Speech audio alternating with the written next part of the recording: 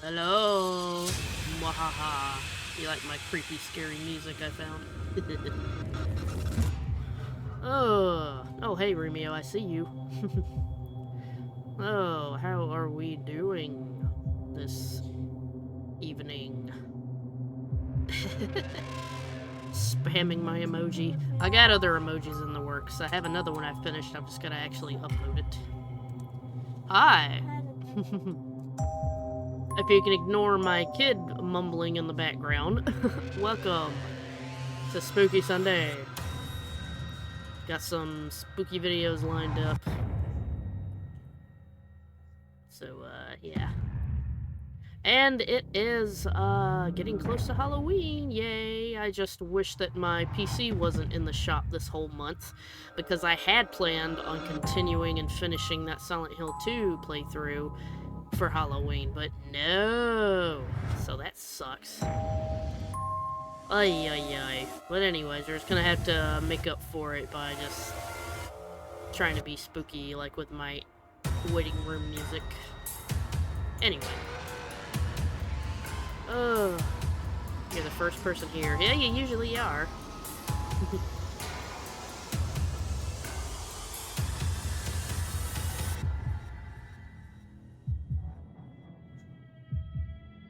One sec.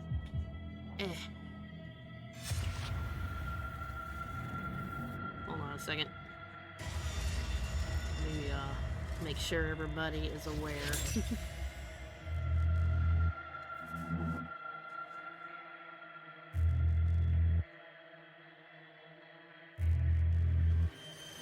Spooky Sunday. Alright, so let's get it started. Ha! Get it started in here. Hang on. Alright.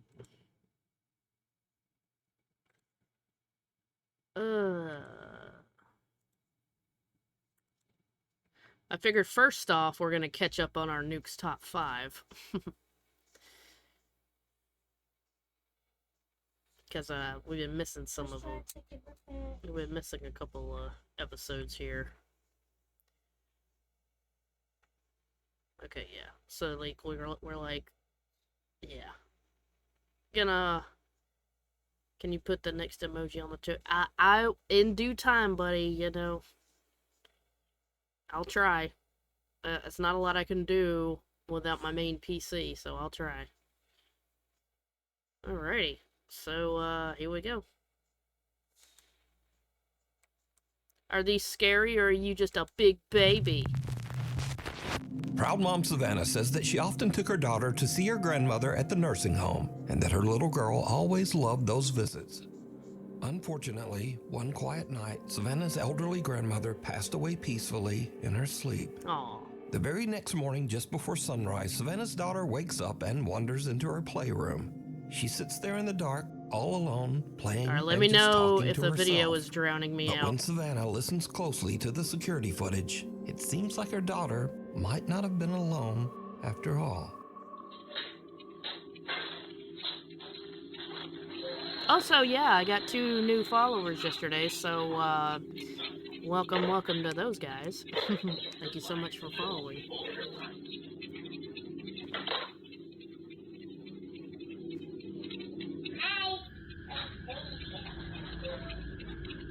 Hi, who you saying hi to, kid?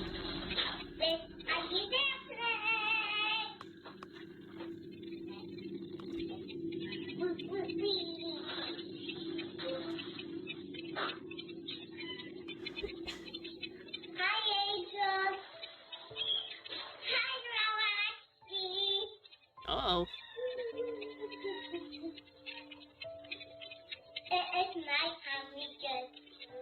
I think that cat might sense something because she's meowing weird. The toddler seems to be speaking directly to her recently deceased grandmother, even gently reminding Grandma that she's now with the angels on the other side.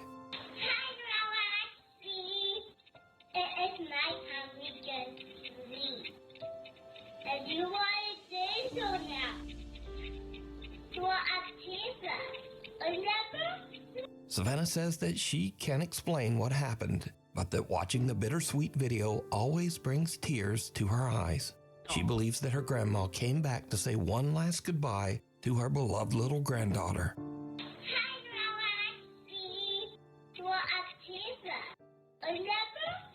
The unseen observer, Rhett Anderson, who is an Air Force medic, says that strange things often happen at the military base's treatment facility where he works.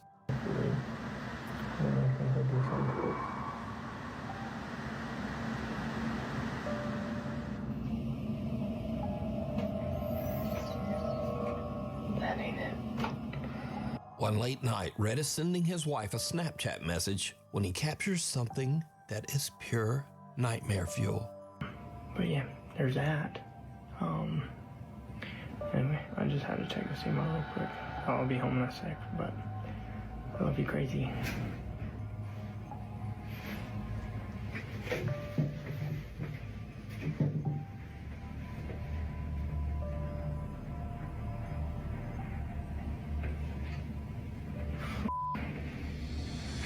Did you see it?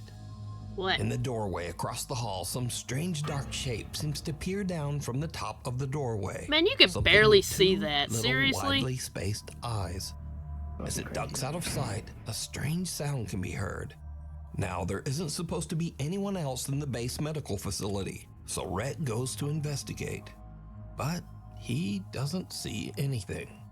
Rhett says that his wife later pointed out the strange onlooker in his video, and when he saw it, it sent a chill down his spine. Man, I don't even know how you could even see that in the first Next place. stop, nowhere. And to see it. Property manager of a and then high-rise building in think it China looks like steps somebody into the peeking elevator in. for what should have been a routine ride. But out of nowhere, things take a terrifying turn. Oh. That dude had his fist up. He was ready to fight somebody.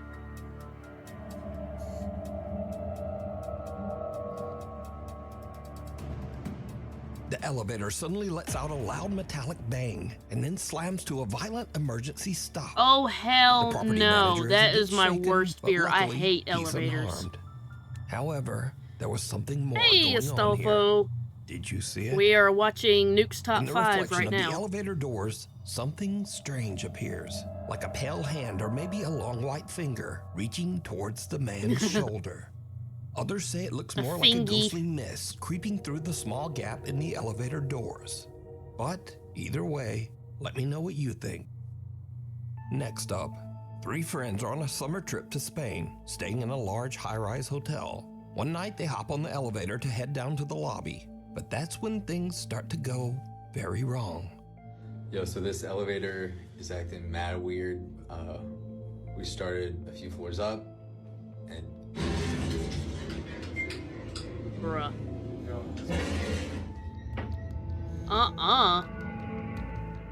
I hate elevators. I hate elevators. Fast forward to 45 minutes later, and the guys are still stuck in the elevator as the lights flicker and the temperature begins to rise from the summer heat. all right, so the power is out. The backup, yeah, there you go. The backup generator has been. This is coming on and gonna. That off. would probably be my We've been worst having the nightmare. time of our lives. And yeah, we're like. I would definitely cooking have a panic lot. attack if that ever happened to me, so I hope it never Now, does. luckily, the hotel does have a backup generator, but unluckily, the generator seems to be malfunctioning. And here is where things start to get a bit weird, because for some unknown reason, the elevator takes them to the hotel's 16th floor, which is currently abandoned and under construction. Oh no, look, it worked. It worked. What? Alright, so it's been doing this for a minute. And there's nothing out there. Alright, no, that did something. No. Dude, I don't know. What is going on? Are we too heavy? Is there someone there? What the? The doors shut again, trapping them inside. But a little bit later, and finally there's a silver lining, as the elevator power seems to come back on. We're moving. Fine. Thank you. Where are we going? Oh, wait. This is stop. Wait, no, wait. No, that's the same one as before. No. All right. The power comes back on and the elevator starts to move, but inexplicably it somehow just ends up back on the creepy abandoned 16th floor. At this point, the friends debate just stepping out and trying to find the stairs. But with the floor completely blacked out and under construction, they decide it's safer to just stay put. And now, over an hour has passed, and the guys are starting to get a bit stir-crazy in the hot, cramped elevator. Just starting to? Oh. Oh, he's cooking something. What are you doing? Yep. Yep. I gotta pee. Oh, you gotta pee. It's making my bladder. I gotta pee. Yeah, I got to pee. Really gotta pee. I gotta pee. I'm holding my bladder. Yep. I gotta pee. I don't know what else is going on. I gotta pee. It's making me mad. Going like so. I gotta pee. Angry like Bowser. Guys, this is probably the On worst standby for thing. the bad messages. Well, Now, I hope shortly so. after this You've been clip, missing a power few was unless fully they just haven't been restored, and showing the guys up for finally you. made it down to the hotel lobby. They upload videos of their harrowing adventure on the elevator, but their viewers spot something truly Terrifying. Again, did you see it? As the guys are goofing around while stuck on the creepy 16th floor, something black seems to appear behind them and rise up from the floor. So just why did the elevator keep dragging them that back could to just that be closed off edited in 16th post. floor? And why was it shut down in the first saying. place? But most importantly, what is this? Let me know what you think. If you see something that you think would be perfect for the top 5, email me at nukestop5@gmail.com. You can also tag me on I TikTok just realized I at left my phone in the nukestop5official. kitchen. Hang on. And be sure to tag me only at nukestop5official because there are Girl, a hush. lot of fake accounts on there. A bolt from the blue.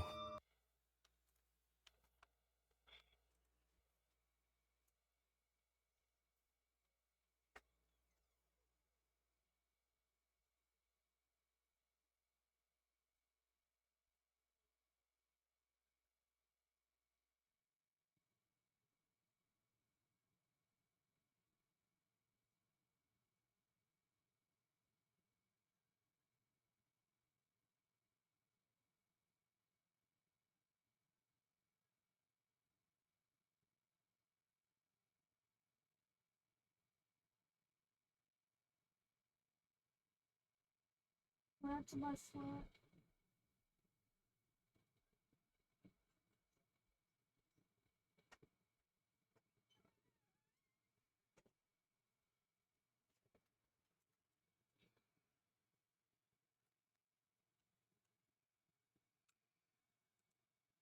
Okay, Now, I back. usually don't post many UFO videos on this I channel. like the little but there's something a yapping bit cat different emojis there. That's about cute. this one. Something a little weird and possibly scary. So, Scary. on August 5th, Andrew Clifton was walking his dog Dash in the Malvern Hills of Western England. He was shooting some slow-motion video clips of his dog to post to Facebook. When Andrew checked his footage back, he found something that left him speechless. Speechless. Steady.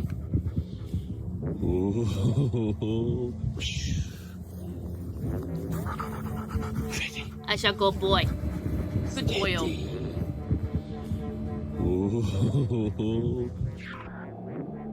What? What are we looking at? Did you see it? No, I did not. As Andrew films himself throwing a frisbee to his dog Dash, some unknown long cylindrical object seems to fly just over his head at a very fast speed. And so this is when things get a little scary. Dude, that could because be cynics anything. and debunkers claim that this object is an arrow, possibly shot from a bow or crossbow. Okay, now yeah, that would be So scary. this is either some strange UFO or someone randomly shot an arrow at Andrew's head while he was out walking his dog. But what do you think? Oh yeah, that's Is this probably something from another world? No, it's a Government straight arrow. technology? Or new fear unlocked? Someone shooting an arrow at you while you're walking your dog. I don't think it was deliberately You at him. It decide. was just a stray arrow. The fourth That's floor. probably what it is, a A stray young arrow. woman named Aria is staying at an old hotel in Virginia. One night around 10 p.m., she's walking back to her room when she notices a strange-looking man following her. She starts to record with her phone, pretending that she's on a video call to try to scare the guy away. But it doesn't seem to work. Okay.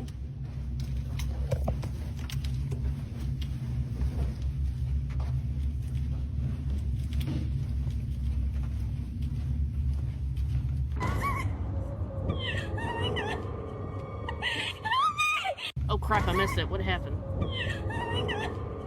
Wait, what? I still didn't see it. What happened? Whatever it is, that freaked her the hell out.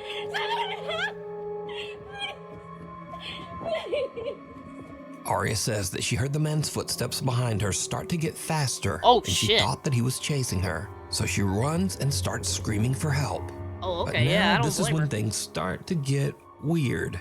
Because viewers begin to notice that if you slow down the video at a couple of key moments, no one can be seen chasing Aria. And so now we cut to a completely different TikTok account. One made by a guy named Tony, who is a maintenance worker at this very same hotel. Tony sees Aria's video online, so he goes to check the hotel security footage. He finds this. Y'all, so here's video of that girl that posted, and I'm gonna let y'all know now, it gets really weird. Okay.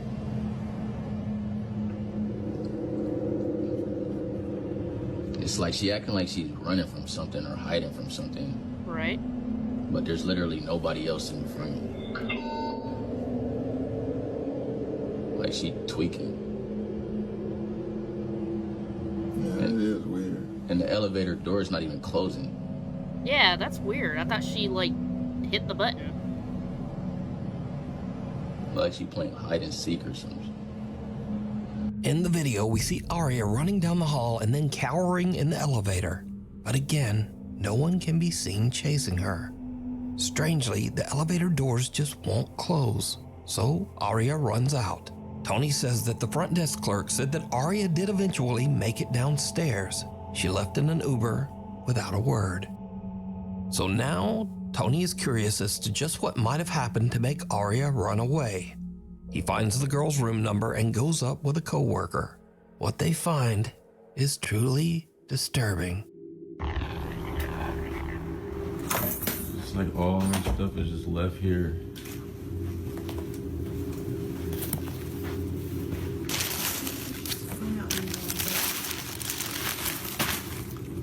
It's crazy.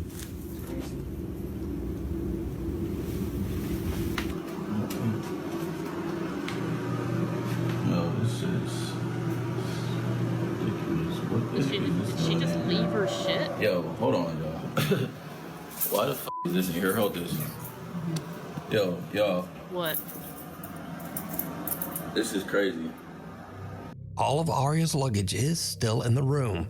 Even stranger, the room looks like it has been ransacked, with things strewn all over the floor. It is a Weirdest of full of all, Tony finds ransackery. something commonly called an underdoor tool. This device is often used by criminals to break into hotel rooms with a latched door.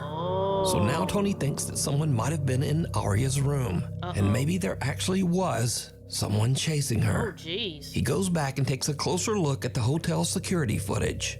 What he finds chills him to his core. Uh-oh. All right, y'all. So I went back and was looking at the video of that girl from the other day, right? Because I'm thinking maybe somebody must be following her. Just keep watching the screen right here, man. I saw something that just... That's just the housekeeper down there. Uh-huh. Right there. Oh, yeah, shadow. Right there. I don't know what that This was. is crazy. And y'all think that's crazy. Watch, keep watching like right by that door right there, by that table. Keep watching right over by there. My hand is shaking. Right there. What is that? What the heck? Bro, that's a rock from that table right there. Those are stones and those in bowls right there by that table. And that one of them stones just fell on the floor. And there's no way that should happen because there's no wind in there. wind ain't even gonna do that. I was about to say wind wouldn't even knock this it is over. crazy, yo. Just a few minutes after we see Arya running down the hall, we can see a strange, unexplained shadow that seems to speed off down the hallway in the same direction. Shortly afterwards, a stone from a nearby decorative bowl mysteriously launches off the table and lands in the hallway floor. Now, Tony says that he doesn't know exactly what happened here. He says that he has never experienced anything like this while working at the old hotel, but he has heard strange, unexplained sounds from time to time.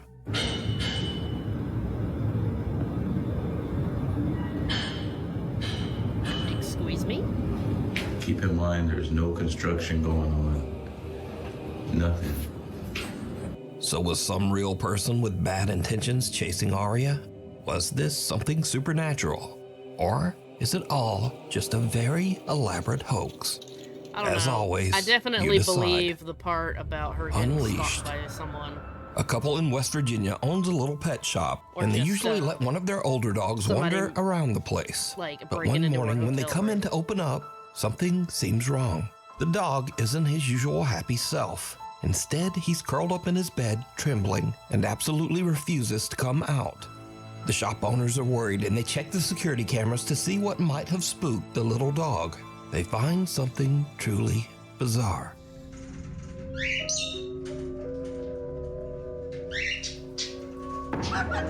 Oh! It's like something hit him. At around Or touched him 11:30 or p.m., the camera shows the little dog wandering aimlessly through the dark pet store. Suddenly, out of nowhere, something seems to actually launch the dog sideways. Oh no, they hard, threw him. almost as if Okay. he was I thought he kicked. just got hit. Thankfully, the pup wasn't seriously hurt. Oh, good. But was this some weird freak occurrence? Or does the pet shop have a guest that no one can see? Next up, a guy named Dang, they Angelo heated says that that some poor thing. seriously strange things have been happening in his house in Tenerife, one of the Canary Islands of Spain. Angelo says that one night his dog Nala started acting very weird, as if something had given her a serious scare. Curious and a little worried, they decide to check the security footage. What they find is downright chilling.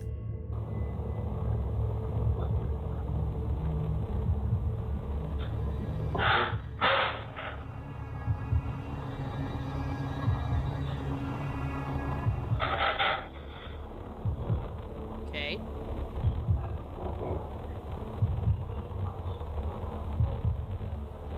The dog's acting weird. What the hell? The hell was that? In the video, little Nala seems upset by something off to the side of the room. Something that we can't see. Yeah. Nala starts backing away, clearly frightened.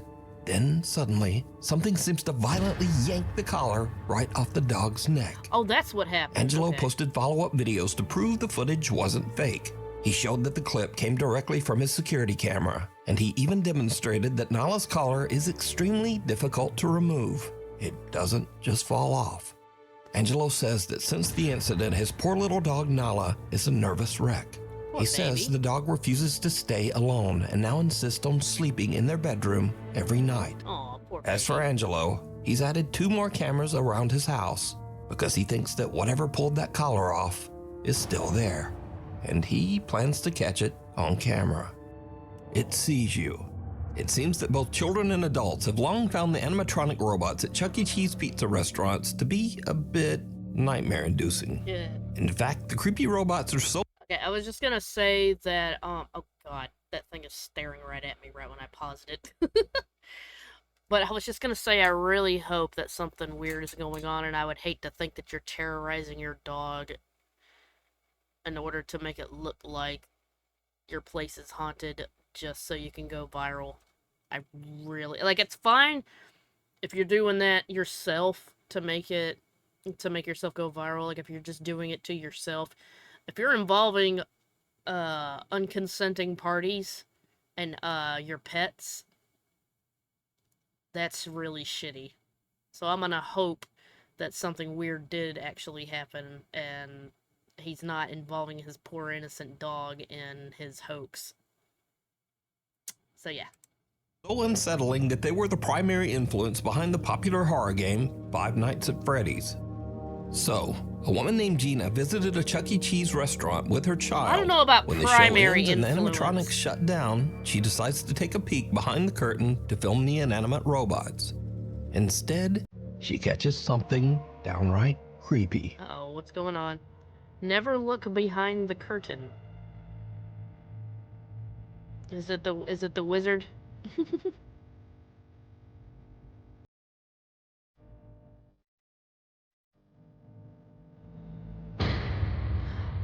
One of the animatronic Bitch. robots suddenly looks straight at Gina with a wide-eyed stare, almost as if it caught her spying on them. Oh, hell Now, no. of course, this could have just been some coincidental glitch in the robot's program. Oh, yeah, that's probably But what it it bears is. mentioning that the Chuck E. Cheese animatronics have no facial recognition sensors, no motion sensors, and nothing else that can make them intentionally turn to look at someone. But in this case, it almost seems to stare right into Gina's It's probably soul. just a glitch, yeah. The fall of Hood House. And it just coincidentally Noah says that he used to live in a towards her. 138-year-old haunted house Still, in I would Lancaster, probably South soil Carolina. myself and run out of there. Shortly after moving into the house, Noah started to hear strange, unexplained tapping from the bottom of the stairs.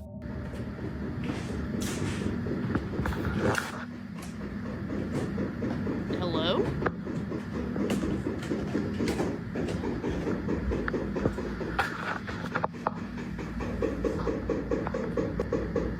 Hello? If you can hear me, please stop. Oh, they didn't stop. They just... Why are you going faster? Yeah, they sped up. Bitch! Stop that racket! Oh, no. This is more or less really creepy, like late at night when it happens. During the day, I can walk down here and it's like, okay, it's creepy during the day too. Calm down, girl. Okay, you know what? Never mind. It's creepy during the day too. Noah says that the old house was previously inhabited by the Hood family, who all met a tragic fate inside the home. Why are you living Judson there? Hood, the original homeowner of the house, built in Hey, Merc. 1887. No, you're not So I too late. went This on is the first Ancestry. video. I go and pay them I think we're about halfway $19.99, through whatever it. fee it was, and I get all of this dude's family tree information. But pretty much this document up here talks about Judson Hood's death. As it would turn out, Judson was not the only one that died in this house. In fact, every single family member died. Mary Pogue Hood, his wife. Even weirder, Noah finds out that Mary Hood passed away on the exact spot where he often hears the creepy, unexplained tapping. So all that knocking sounds that you hear in the previous videos mostly occurred right here at the bottom of the stairs, and that turns out to be the location where Mary fell down the stairs, was immobilized, and then eventually died. As the weeks wear on, Noah starts to get a bit accustomed to the ghost that he believes to be Mary Hood. He even becomes a bit annoyed by the nightly tapping. Mary. Honey, I am trying to sleep. Mary girl. Girl. Ooh, I'm covered in goosebumps. Mary, I know you just died 106 years ago. Give it up, Mary. Cut it out. Yeah, I'd be like, I Come don't. on, Mary, what do you for want real. from me? What can You I done do? said your fucking piece 106 times. Die. Go to the grave. But apparently, the spirit in his home took that personally. Uh-oh. The haunting becomes more intense as one night while Noah has some friends over, the bizarre tapping not only comes from the base of the stairs, but also from the actual walls of the house's second floor. This hasn't happened in so long. Hello? Don't do that. No, I ain't kidding. I will leave right now. Oh my god, look. Stop that, Noah. I will leave right Please now. stop. No, f you. Stop. No, stop. I will. Noah's friends are not quite as used to the haunted house as he is, and one of them has a physical reaction. Who's going down Bailey. No. Did she pee herself? Bailey. I don't have to pee anymore. That's all that matters. Girl, did you actually pee yourself? But this is when things start to happen that even make Noah's blood run cold. What's up, girl?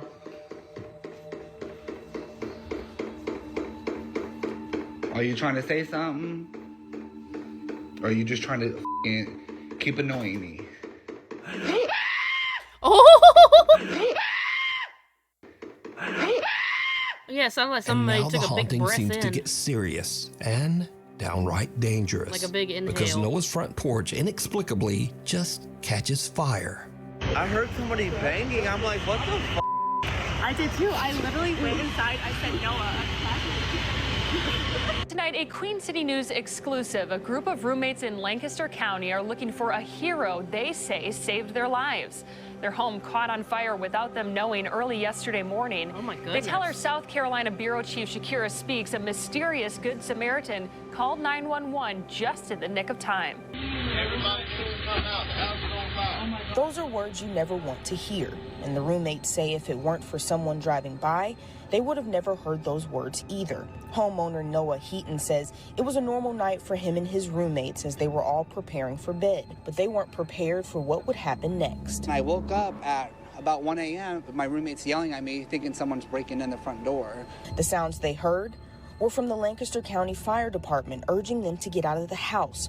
So barefoot and in pajamas, they got outside, only to see firefighters already tackling the fire on the second story. And that's when I saw our hammock and outdoor rug up in flames. This is left after the fire. Heaton says officials still don't know the cause. Oh, well, at least it didn't do too much damage.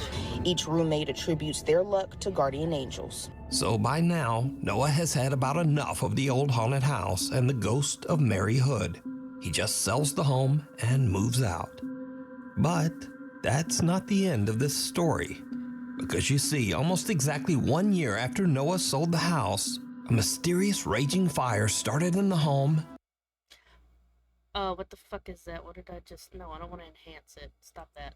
Okay. I don't know what these little dealy bobs at the top are that... Well, now, picture in picture. I do like picture in picture. I don't know what the rest of this shit is. I don't really care about. Anyways, I was gonna say, well, to say I did believe that that was actually a spirit or spirits in my house, I would think maybe all that knocking was warning you that something was about to happen. Like the fire. I don't know. And it was completely destroyed. Wait, what happened? You guys, I'm still in shock that this house burnt to the ground after 3 years of my blood, sweat, tears, and literally my entire bank account poured into this house for it to burn a year later was insane to me. Now, regarding the second fire that resulted in the total devastation, again, I had moved out, so I don't know much details about this fire other than the family was in the home when it started, and guess what time it started?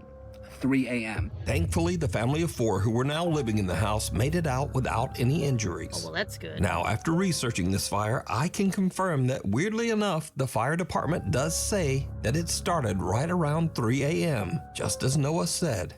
And the local fire chief says that the cause of the fire is currently unknown. Shadow in the snapshot. A young woman named Keeney says that while on a trip to Mexico, she took a photo of her 3 friends with a disposable camera. When she had her photos developed, she was shocked to see a mysterious extra person in the background. Let me see. Oh, I see it. Yeah. Bitch, who are you?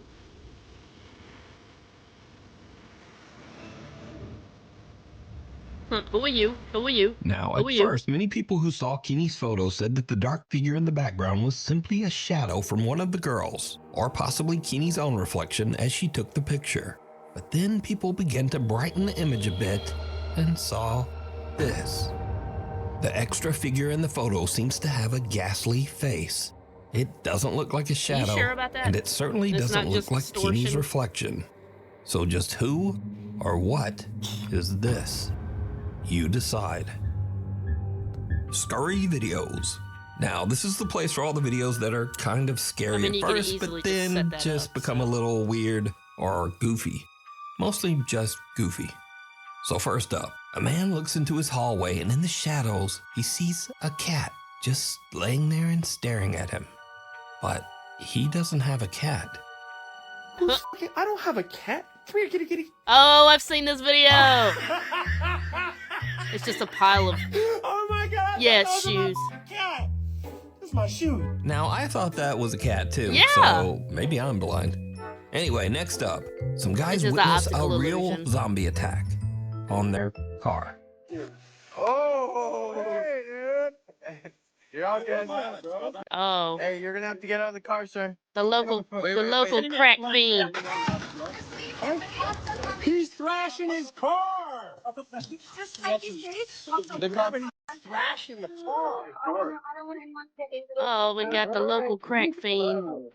Now, I don't know if you call that guy a zombie, High as but hell. he definitely was exposed to some kind of strange chemicals that changed him into that. Yeah. Don't do drugs. If you're doing it, Stop it. Get some get help. some help. But the funniest thing about this YouTube video are the comments, like 28 beers later, and the Hills have DUIs, and my favorite, he still has PTSD from the Civil War. Oh my god, y'all. Anyway, thanks so Come much for on. watching, and hopefully I'll see you back again next time.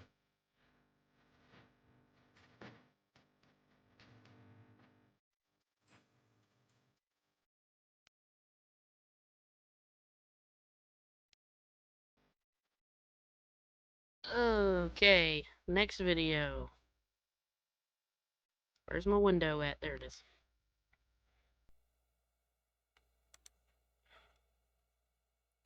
Which would be this one. Videos that will creep you out.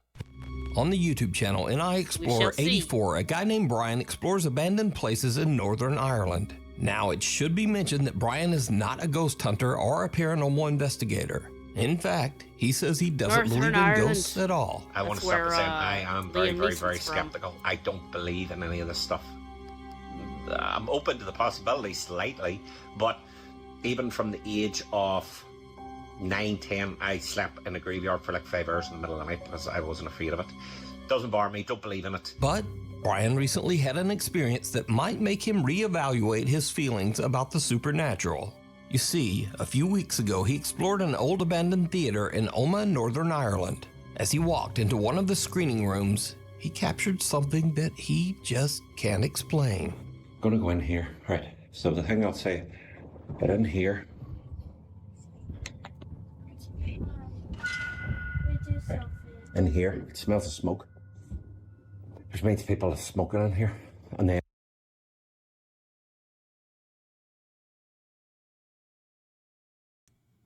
Okay, my dinner is ready. I'm gonna go grab it real quick and be right back.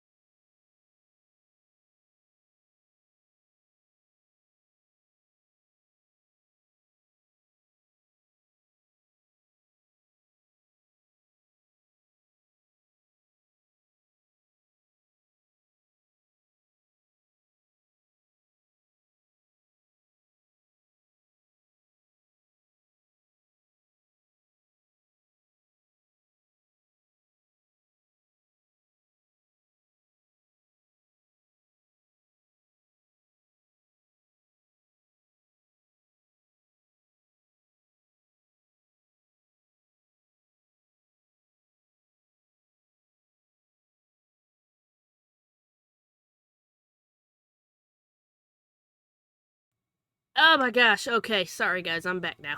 We're gonna continue. Boop. What happened? The place that burned down. Jesus Christ! Like honestly. The place that burned down. Did you hear it? I didn't hear. What? Yeah. As Brian walks into a screening room, two unexplained voices can be heard whispering in the darkness. Yeah, that totally they seem to be sounded real talking and about not added Brian in as they post. both say, "It's people." Brian says that he had no idea what he had recorded until he uploaded his video and read the viewer comments. So, 5 o'clock in the morning, woke up, got a notification from someone on YouTube who commented in video saying that, don't mean to freak you out, but at 8 minutes 40 in your video from the cinema that you did the weekend there's someone whispering in your ear. So then the guy on YouTube messaged again, he goes, by the way, it actually says, it's people. Brian also says that there was absolutely no one else inside the theater. But the thing is, if you knew the cinema and where I was at, it's a closed hall with 3 rooms, 3 cinema rooms. I was in all 3 rooms. I walked around all 3 rooms twice. I come down back past that hall on the way out. So that's 3 times I was around that place. There was no one there. There was no one there. And it's not as if I was hearing someone's voice through the wall. It was a whisper and it was right beside where I was at. I can't explain it. I just can't. And I don't think I've missed anything, and I cannot explain this, and it is freaky as shit. Honestly, I've never caught anything like this ever in video. But what do you think? Did Brian record the voices of spirits that haunt the old Oma Theatre in Northern Ireland? You decide. Imaginary Fiend. A guy named Ahmad was visiting his family home when his 7-year-old sister wanted to show him a cute little picture she'd drawn. But it wasn't a cute picture. In fact, it was kind of horrifying. Wait, what do you want to show me? My picture I drew. Your picture you drew. That's Daddy, that's Mummy, and that's me. And what's that? That's Steve. Steve? What? Yeah, Steve. Who's Steve? My friend. Your imaginary friend? My best friend. Your best friend Steve? You've got a best friend that looks like this? It's my best friend That's a Steve. skit. Shut up. Okay. That's a skit. Okay. It is way too rehearsed drawing of her sounding. nightmarish friend Steve went viral, even What are we inspiring watching some viewers to create right now? renderings of what Steve might look like in real life. Viewers of Ahmad's video encouraged him Right to now we're ask the watching little Nuke's girl Top a 5. few We're more catching up on his questions about her videos. imaginary friend Steve, and things went from bad to worse. Mama said you got 2 imaginary friends. No, I've got 2 best friends. You've got 2 best friends. Yeah, This 2. is set Do you wanna up. show the It's picture? way Who's that? too. That's It feels Steve. way too Yeah. much like it's That's been being Margaret. acted out. And who's that? That's you. That's me. Yeah. No, but you spelt my name wrong. Yeah, but that's you. That's me. Yeah, with your mustache and your eyebrows. My eyebrows. Yeah. My eyebrows look like that. Yeah, your bushy eyebrows. Wait, so why have you drawn this for? But Steve doesn't like you. Steve doesn't like me. Yeah, but Margaret likes you. Margaret likes me. Look, she's holding your hand. She's holding my hand. No, She's put it up eating me. there. Are you sure Don't Margaret toss likes it. Yeah, she's holding your hand. me? Do I Yeah, need to be you better worried? not lose those. No. I need them No. for work. No. Actually, this is not a joke. I have Oh, left the Luna. house. Hurry up. If you want an Steve part 4, I'll be honest, I'm not giving that update. Okay. Because now I'm unliked by Steve, whoever this person is. It turns out that Ahmad's little sister has another imaginary friend named Margaret. But even creepier, he learns that for some reason, her old friend Steve just doesn't like him. Wait, so why have you drawn this for? But Steve doesn't like you. Steve doesn't like me. Yeah. Ahmad is now a little freaked out. He says that after this last visit with his little sister, the drawings are just getting a bit too creepy for him. He says that he won't be checking in with another update on Steve. Or Margaret, for that matter. The Hanging Hands. A woman is running a daycare that out of looked her way too quiet suburban acted. home. I think It's an that was average day, skits. and the kids are laughing and playing nearby. Everything seems normal. But then things start to get a little spooky.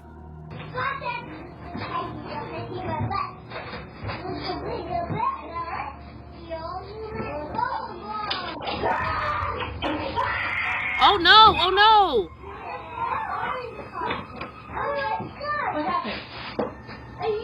Oh, that poor guy. Oh, poor little kid. Okay, that sounded like he was actually freaked out.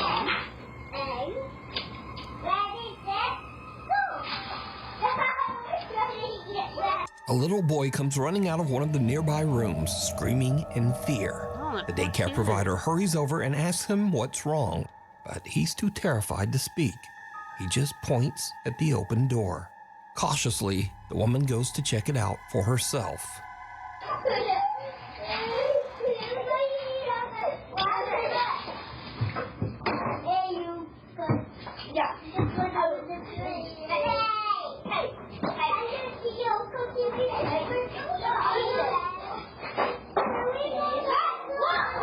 Uh-oh, they knocked the playhouse over. Did you do that? Were you in there? Were you in there? No. Who knocked us over? Who knocked us over? While the woman is in the room investigating, a heavy child's playhouse suddenly tips over on its side. The crash startles her and leaves the children a bit confused. But here's where things get very, very creepy. Because, did you see it? Viewers of the video point out that there are two creepy little hands reaching down from above the door. The hands look to be about the size of a child, and they pull back and disappear just as the little boy runs from the room. Now, the daycare provider's daughter who posted the video says that she didn't even notice these little hands until someone pointed them out in the video comments. This is the room. The crazy thing about this is that there was like markings at the top of the entranceway of like the doorway, and I guess in the video you can see hands gripping onto the doorway.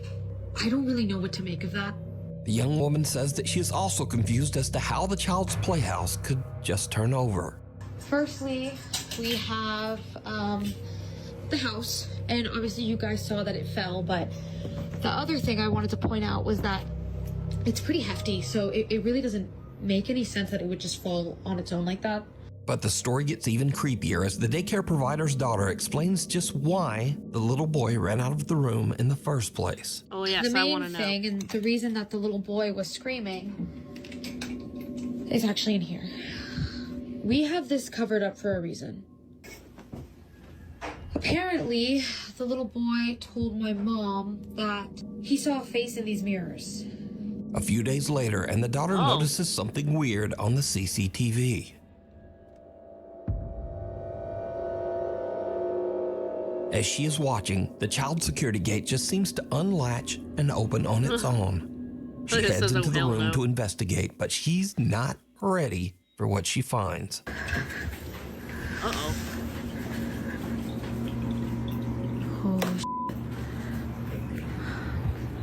Oh god, now you're getting me scared. That's fucking creepy.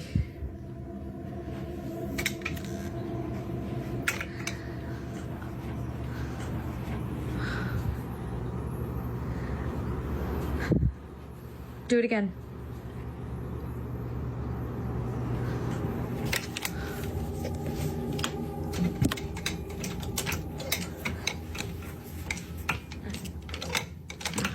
Like, yeah, okay. Do it again. Do it. I dare you. I'll wait. I'll wait. She's sitting down. Do it, I'll wait. Do it again. I triple dog dare ya. Open the gate.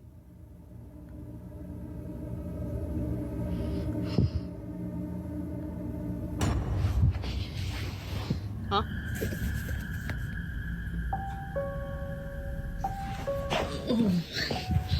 Wait, what happened? As she is recording the child gate and trying to encourage any nearby spirit to open it again, something suddenly moves under the sheet covering the vanity. It almost looks like a finger poking underneath. Or maybe somebody off to the side with a string. The young woman notices it immediately and just makes a run for it. The woman and her mother now believe that the little child's vanity was the cause of all the paranormal activity. They say that they have now sold the little wooden vanity to someone on Facebook Marketplace. Someone who actually wanted to buy the vanity just because it might be haunted. But was this actual paranormal activity? And if not, then just what are these bizarre little hands that seem to reach down from the ceiling? You decide. If you see something that you think would be perfect for the top 5, email me at nukestop5@gmail.com. You can also tag me on TikTok at nukestop5official, and be sure to tag me only at nukestop5official, because there are a lot of fake accounts on there. The Invisible Guest. Tristan says that his house in France is haunted by a very active poltergeist. He often hears footsteps and sees things moving on their own.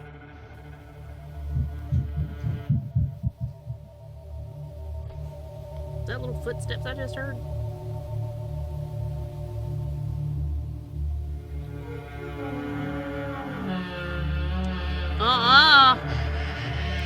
Oh, hell no.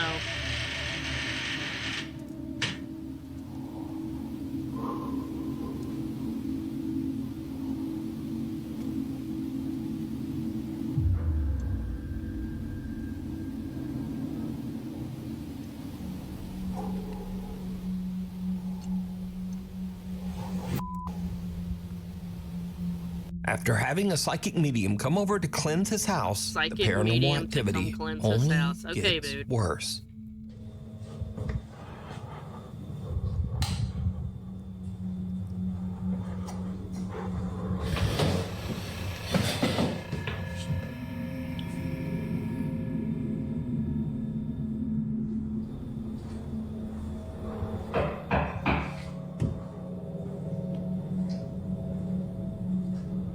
Late one night, Tristan hears strange aggressive banging coming from his hallway. He grabs his phone and starts filming as he goes to check it out.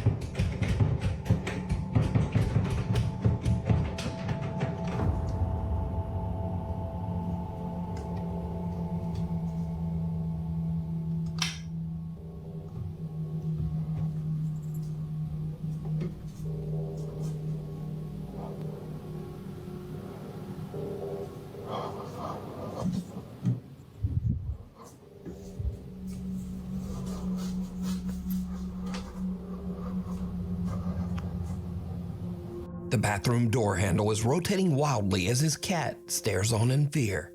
Tristan approaches the door cautiously when suddenly it swings open and there's no one inside.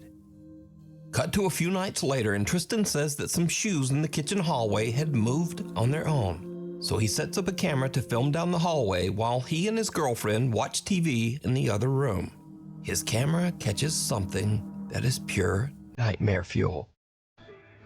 Oh, really?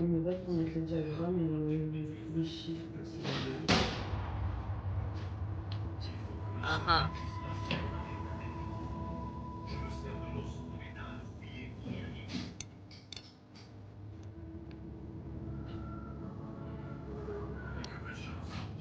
If you're gonna say it's nightmare fuel, you better impress the hell out of me.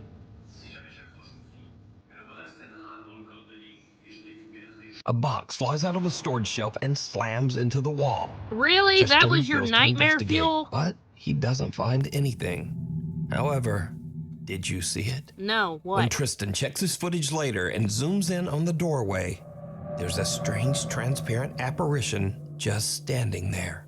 The figure is small, about the size of a child, and it quickly glides off into the hallway.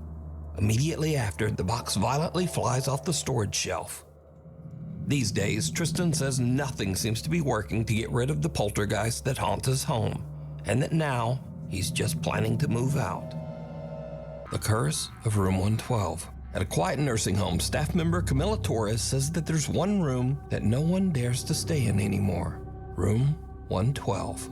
Camila says that Room 112 is notoriously known as, quote, the death room. You see, every resident who stays in that room experiences sudden medical issues that often send them to the hospital, and sometimes they don't survive. The nurses and staff at the home say that they get chills just walking past the room door. Now, eventually, things got so bad that room 112 was just left empty. But it seems that something is still inside. One night, the nurses are creeped out as the call alarm in room 112 suddenly goes off, as if a resident inside is pressing the emergency button for help. But again, there's not supposed to be anyone in room 112. Get the light, get the light. You say you checked it? Yes. Did you just get that on camera?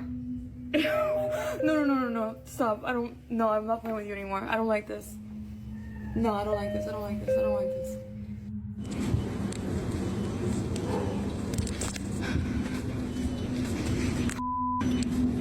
This is insane right now.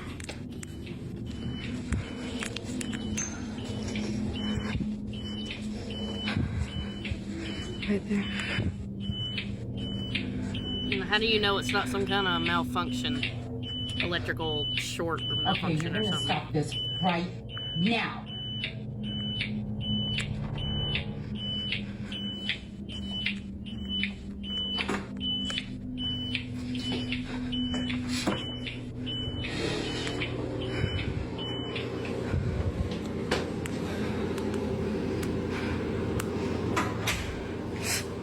Camilla watches the CCTV as the heavy door to room 112 slowly closes by itself. She and her coworker go to investigate, but as expected, there's no one there. Cut to a week later. Residents of the nursing home are enjoying a visit with a therapy dog. Suddenly, things take Either a that, very or they all creepy set it up turn. to go viral. She's never left the group. She's never left the group before.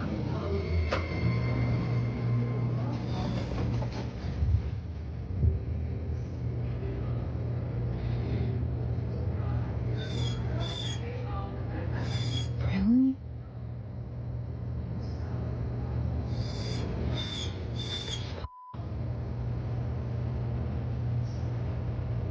The normally calm therapy dog suddenly becomes very agitated. It just walks away from the group and heads down the hall, straight to room 112. The dog stands at the doorway looking inside and whimpering as if it is staring at something disturbing in the darkness. Something that no one else can see. As word about haunted room 112 begins to spread, the nursing home residents start to get a little freaked out. One woman decides to perform a religious cleansing ritual on the room, and she asks Camilla to record her so that she can share it with her Catholic friends group on Facebook. The video captures something that is downright chilling.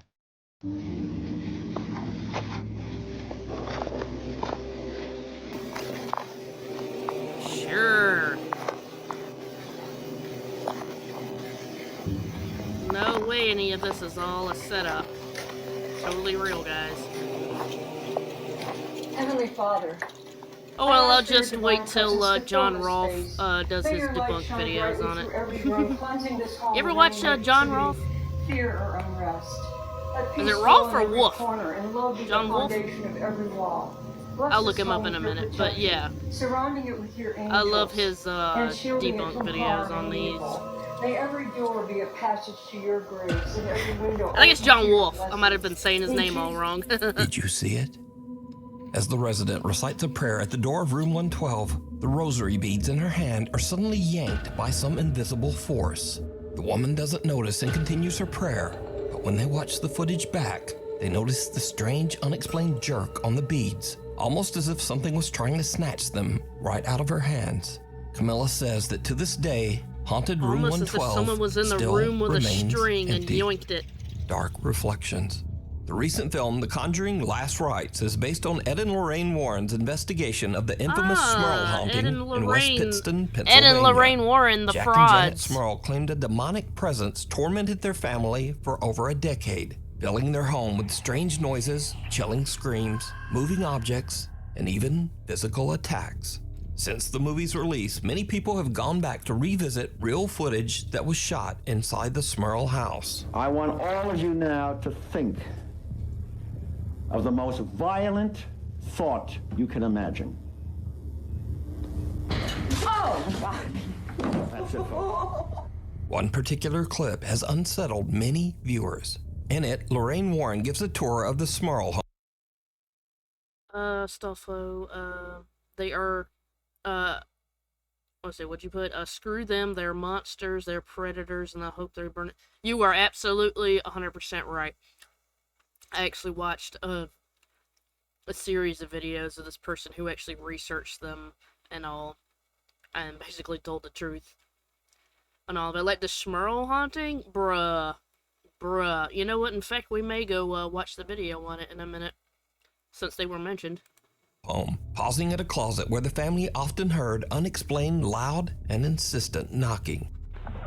This is the closet area, and especially in the back of this closet, where they will hear much of the rapping that takes place in this bedroom. And here's where things get really creepy.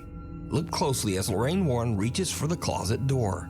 Her reflection in a nearby mirror looks just wrong.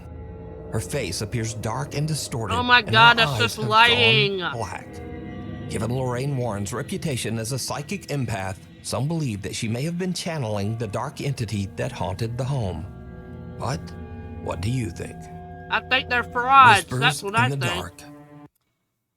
That bitch was not a psychic medium or whatever. They're both frauds and liars. And, holy crap, that is just lighting. That is just a trick of the light and shadows. Proud mother Jacqueline says that some strange things have been happening since she and her two daughters moved into their new home. At first, her oldest daughter told her that someone was whispering to her at night as she tried to fall asleep. The little girl said that she couldn't understand what the person was saying or even whether the voice was male or female. On another evening, her daughter said that she heard someone calling her name from downstairs. Now, at first, Mom Jacqueline just dismisses these claims as a child's imagination. But then one day, she catches something on her living room camera that is truly disturbing.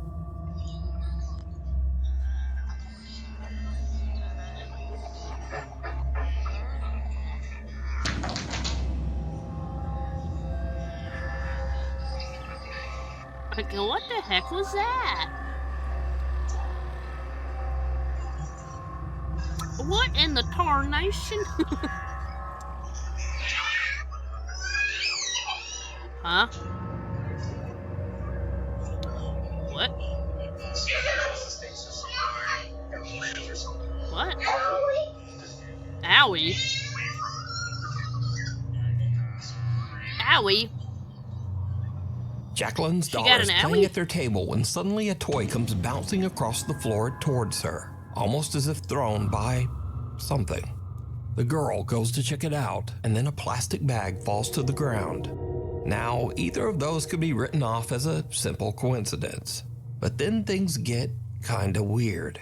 The little girl suddenly cries out and clutches her arm before running upstairs in tears. Later, she tells her mom that something grabbed her. And when Jacqueline looks, there's a fresh red scratch on her daughter's arm. Jacqueline says that both of her children now sleep in bed with her. So, is there something sinister haunting Jacqueline's new home? Tell me what you think down in the comments. Haunted housekeeping. A woman named Sarah says that she works as part of the cleaning staff at a nursing home. Now, to avoid any confusion, while Sarah usually speaks Spanish in her videos, this nursing home is actually located in Arizona in the U.S. So I have to speak the gringo language. Donde prácticamente vienen a morir los viejitos que están solos, que no tienen familia. Y es que se escuchan demasiados ruidos. Y es que está terriblemente oscuro. O sea, está solo, apagan las luces, se abre el elevador. Es una cosa espantosa. Sarah says that since she has been working at the nursing home, she has heard and experienced many strange things.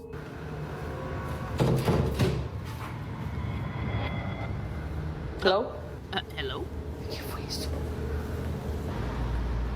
Se está escuchando el piano. Y no hay nadie en el piano. No mames. No hay nadie y lo estoy escuchando. One day, while Sarah is working alone in the nursing home, things take a terrifying turn. She starts to hear strange, unexplained screams echoing through the halls. ¿De dónde viene ese ruido? Se escucha como que gritara.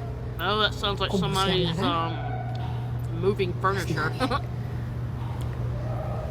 Se escucha que grita. Creo que es de acá. Yeah, that doesn't sound like shouting. It sounds like someone's moving furniture. Oiga, hay veces que se oyen las sillas de ruedas que caminan, que hablan. ¿Qué podrá ser? Ay, ¿qué podrá ser? ¡Ay, no! ¿Qué es eso? ¡Ay, no! Ahora sí, mire cómo... No puede ser. No puede ser, ¿escucharon? Ahora sí sentí que alguien me tocó de verdad. As Sarah searches the hallways, she doesn't hear it, but there is a strange voice that sounds like an older woman whispering, "I see you." Oiga.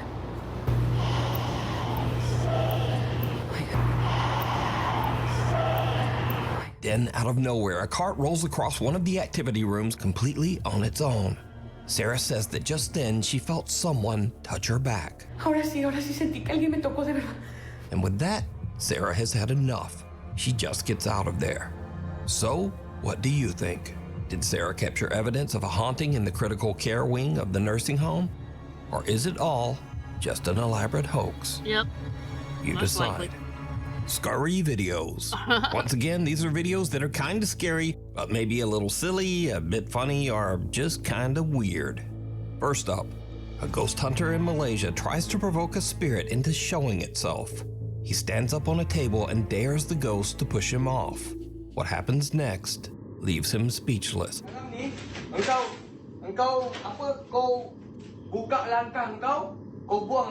Was he just falling his own? Ha ha. Ha ha. And you hurt your balls. Ha ha. Next up, somewhere in That Vietnam, cut-off two girls who scream. work in an unair-conditioned clothing store lie down on the floor to cool off. It was a terrible mistake. Oh no, a mouse!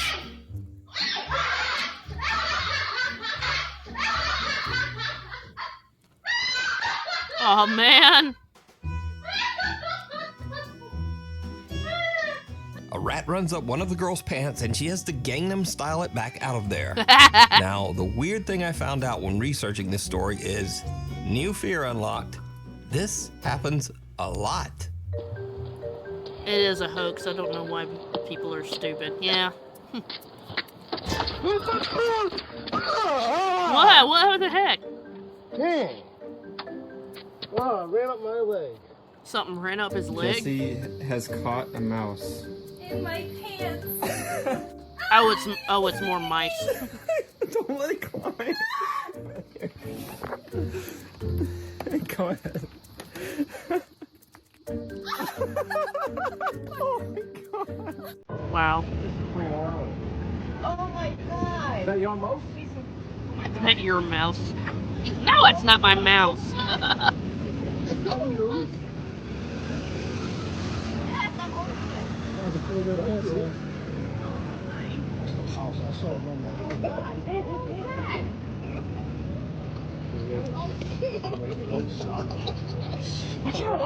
gosh.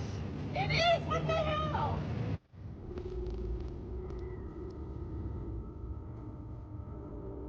Uh-huh. So until next time, keep your legs crossed, and thanks for watching.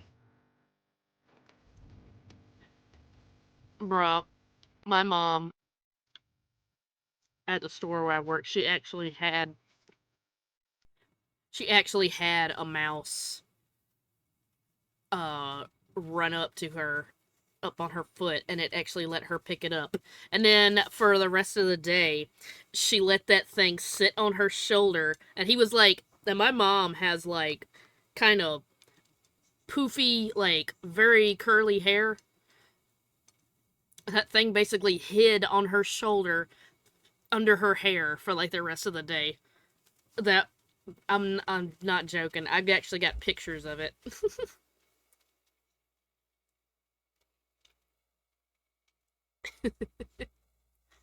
Oh yeah, let's, that thing about,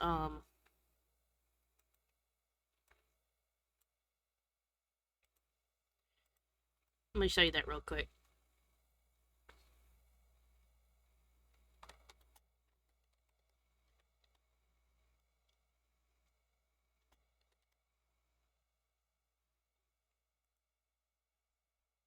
Hang on.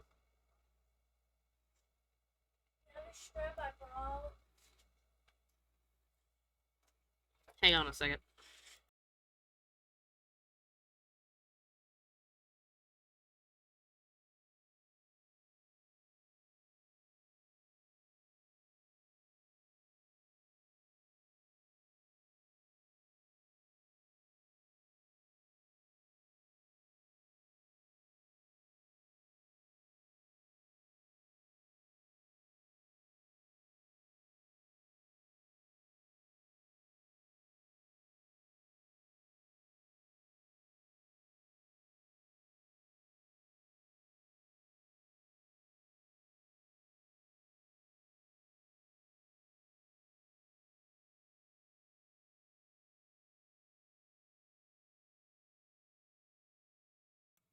Alright, let's see here.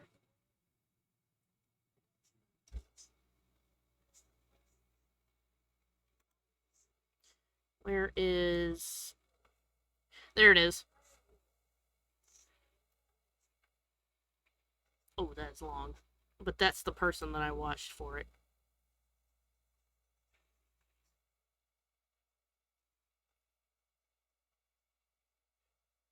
Let's see.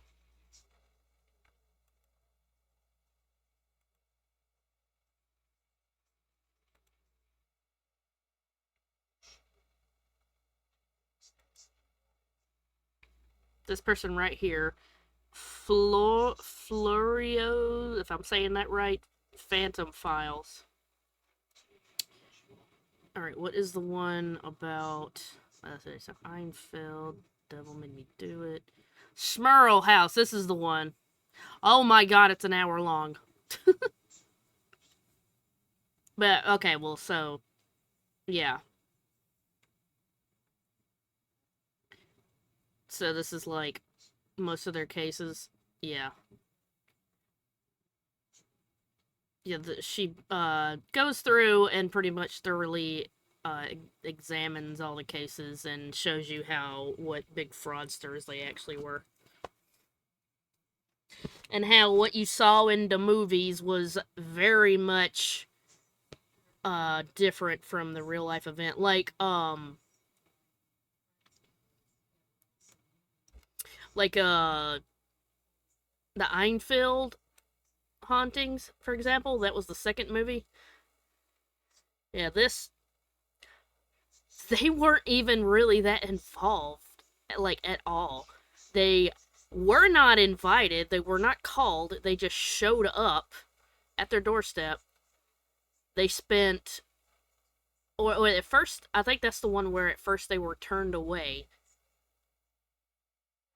But then they managed to talk themselves in. They were there for, like, I don't even think they were there for a day before those people finally had enough of their crap and told them to get out. So yeah, they weren't even really involved with Einfeld. Yeah, it's crazy. So it was all fabricated. Yeah, pretty much. Yeah. Like I said, this person goes through and, like, explains all of the cases. And we learned some very unsavory things about the two of them. Not only that they were scam artists, but Ed was kind of a creep.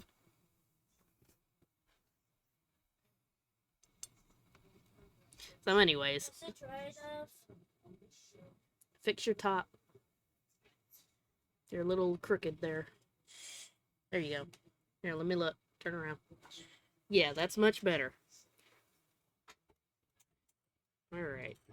Did you make sure all your lights and everything were turned out? Yes. All right. Hey, go shut my door. Young lady. Ma doesn't want to hear me yelling into my microphone. Oh, push the door too.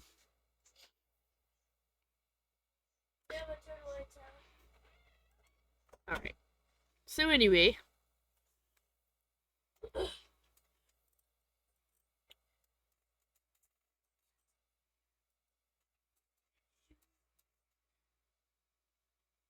I think we could save that one for next time. So let's get on with our other videos here. Man Spider! The horror characters in Spider-Man. Today is going to be...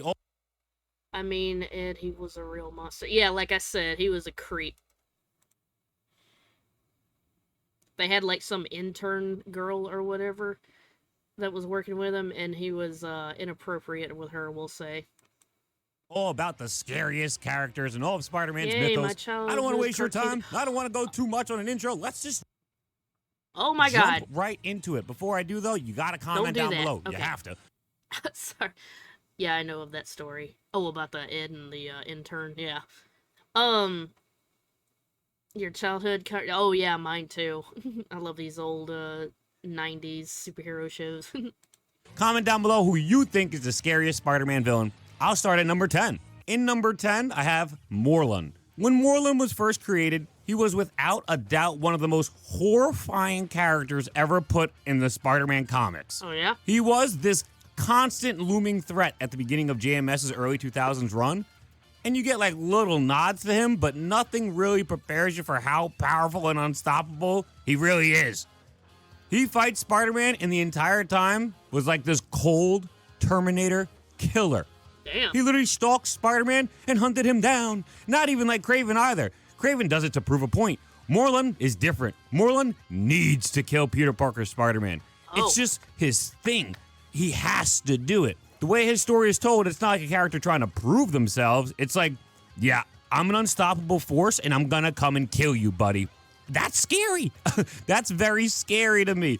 Morlun's not much for words or discussion or anything. He just wants to eradicate Peter Parker's Spider-Man off the face of... Okay, side note though, why the hell did they draw Peter so damn scrawny here? Look at that, why has he got like a supermodel waist and like some chicken legs? the Earth.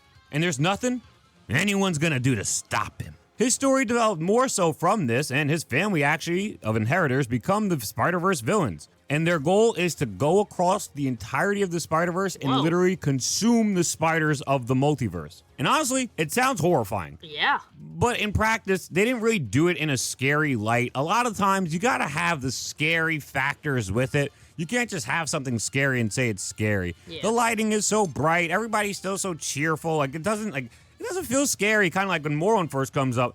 This feels scary. Look at the way the art's drawn. It's dramatic. All the shading and everything. It looks great. For me, I much prefer Morlun initially because he just feels more badass scary rather than like conceptually he could be scary, but they're not going to show him off. Originally, he was shown to be scary, so that's what I'm going to go with. Morlun's are number 10. At number 9, I got Vermin. Vermin isn't nearly as scary as a character as Morlun in terms of like power level. He's not unquestionably going to overpower Spider-Man or anything, but in his own right, he is pretty strong too. But Vermin is most definitely scary. Like, we don't have to argue about if he's scary or not. We can argue about strength till the cows come home, but is he scary? Yes, that's without question. Look, this character was a regular human guy, and then he gets experimented on by freaking Zemo, and he turns into this giant rat man.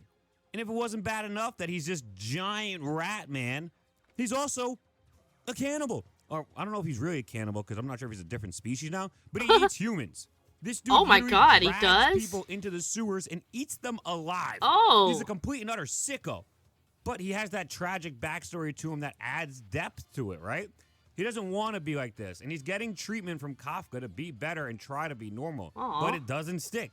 And he goes and ends up making like a whole colony of vermin rat people. Oh, So shit. a whole group of people of vermin running around the Oh sewers. my It's god. crazy. That this is character terrifying. is super creepy in a sad, tragic way. Yeah. We're moving on. Next up is number 8. I got Hollow's Eve. Hallows' Eve is by far and away the newest character to appear on this list. She came out in the 2020s, actually during the Zeb Wells run. It's Janine. If you didn't know Janine, she's Ben Reilly's love interest. Both of the two of them get wrapped up in shenanigans, and they end up in limbo, and they join forces with Madeline Pryor, who at the time is like the evil queen ruler of limbo. In limbo, Madeline gives Janine a bunch of masks that she could put on. When Janine does don any of these masks, Janine turns into whichever horror mask she put on. If Janine puts on a werewolf scary mask, Janine's going to become a werewolf. If she puts on a ghost mask, Janine's going to become a ghost. Heck, at one point, she even puts on like a freaking Jason Voorhees mask, and guess who she becomes? It's pretty obvious. She has an entire repertoire of masks. That's actually really cool. It's a very interesting I like character. that idea. Her stories don't necessarily tend to actually be too scary, but the character itself is certainly a horror character with all the horror masks she keeps on her person. And look at her design. She's Hallows' Eve. I have to talk about her during Halloween. Hallows' Eve may be newer, but the potential for her character actually it's pretty deep. She doesn't necessarily want to be evil. Heck, Janine may not even really want to have powers in the first place. She just keeps them because she wants to be with Ben and she wants to help Ben out. Ben's going through his whole thing right now, whether it be like the chasm stuff or as of currently he's pretending to be Peter Parker. But either way, Hallows' Eve's character actually has some depth to it too when you look at the fact that like she may not even want to do this, she may not want to be a part of this, but she is still going along with it. Maybe they could even do a story where one of the masks stays on her forever. I don't know. We figure it out. But her design's phenomenal. I love horror characters, and I have to put her on the list at number 8. I kind of like her. Morbius. Morbius, without a doubt, needs to be on this list. His name is literally Morbius the Living Vampire. How could he not be here? The dude drains humans of their blood like they're livestock. That's scary as shit. Please, do not let Jared Leto's movie fool you into thinking that this is some goofy meme character. Oh, yeah. Comic book Morbius is not like that, by any stretch of the words. He's a tale of tragedy after accidentally gaining the plight and thirst for human blood. Morbius has some scary moments for sure, but he's not really the scariest bad guy, in my opinion. Sure, he's a vampire, but he tries not to kill people, and he works with Blade. He actually becomes a good guy for a bit, an anti-hero, and he joins the Midnight Suns to fight off supernatural evil threats. Honestly, he's such a cool character. A vampire who fights supernatural evil? That's pretty fucking cool, I can't lie. Morbius, however, is a character that has suffered due to every single adaptation he's ever had, pretty much. Look at the Jared Leto movie. He's one big fucking joke. In the 90s show, all people ever talk about this Morbius is that he has suckers for hands and he doesn't actually suck blood. And then in the Ultimate Spider-Man... Yeah. I actually, coincidentally, the other day I saw a post, I think it was on Pinterest I found it, but it was saying, so they put him in the show, but to make it a little more family-friendly since it was supposed to be a kids and teens kind of show, they made it from him not drinking blood, but absorbing plasma. They called it plasma instead of blood. And then instead of him doing it the traditional way, they gave him these weird sucker things on his hands. And the person who would post it about that said, as if that's not creepier than the original. Like, that's even freakier than just a regular vampire. I was like, yeah. It's like, I don't know, maybe, because I have trypophobia, if you know what that is.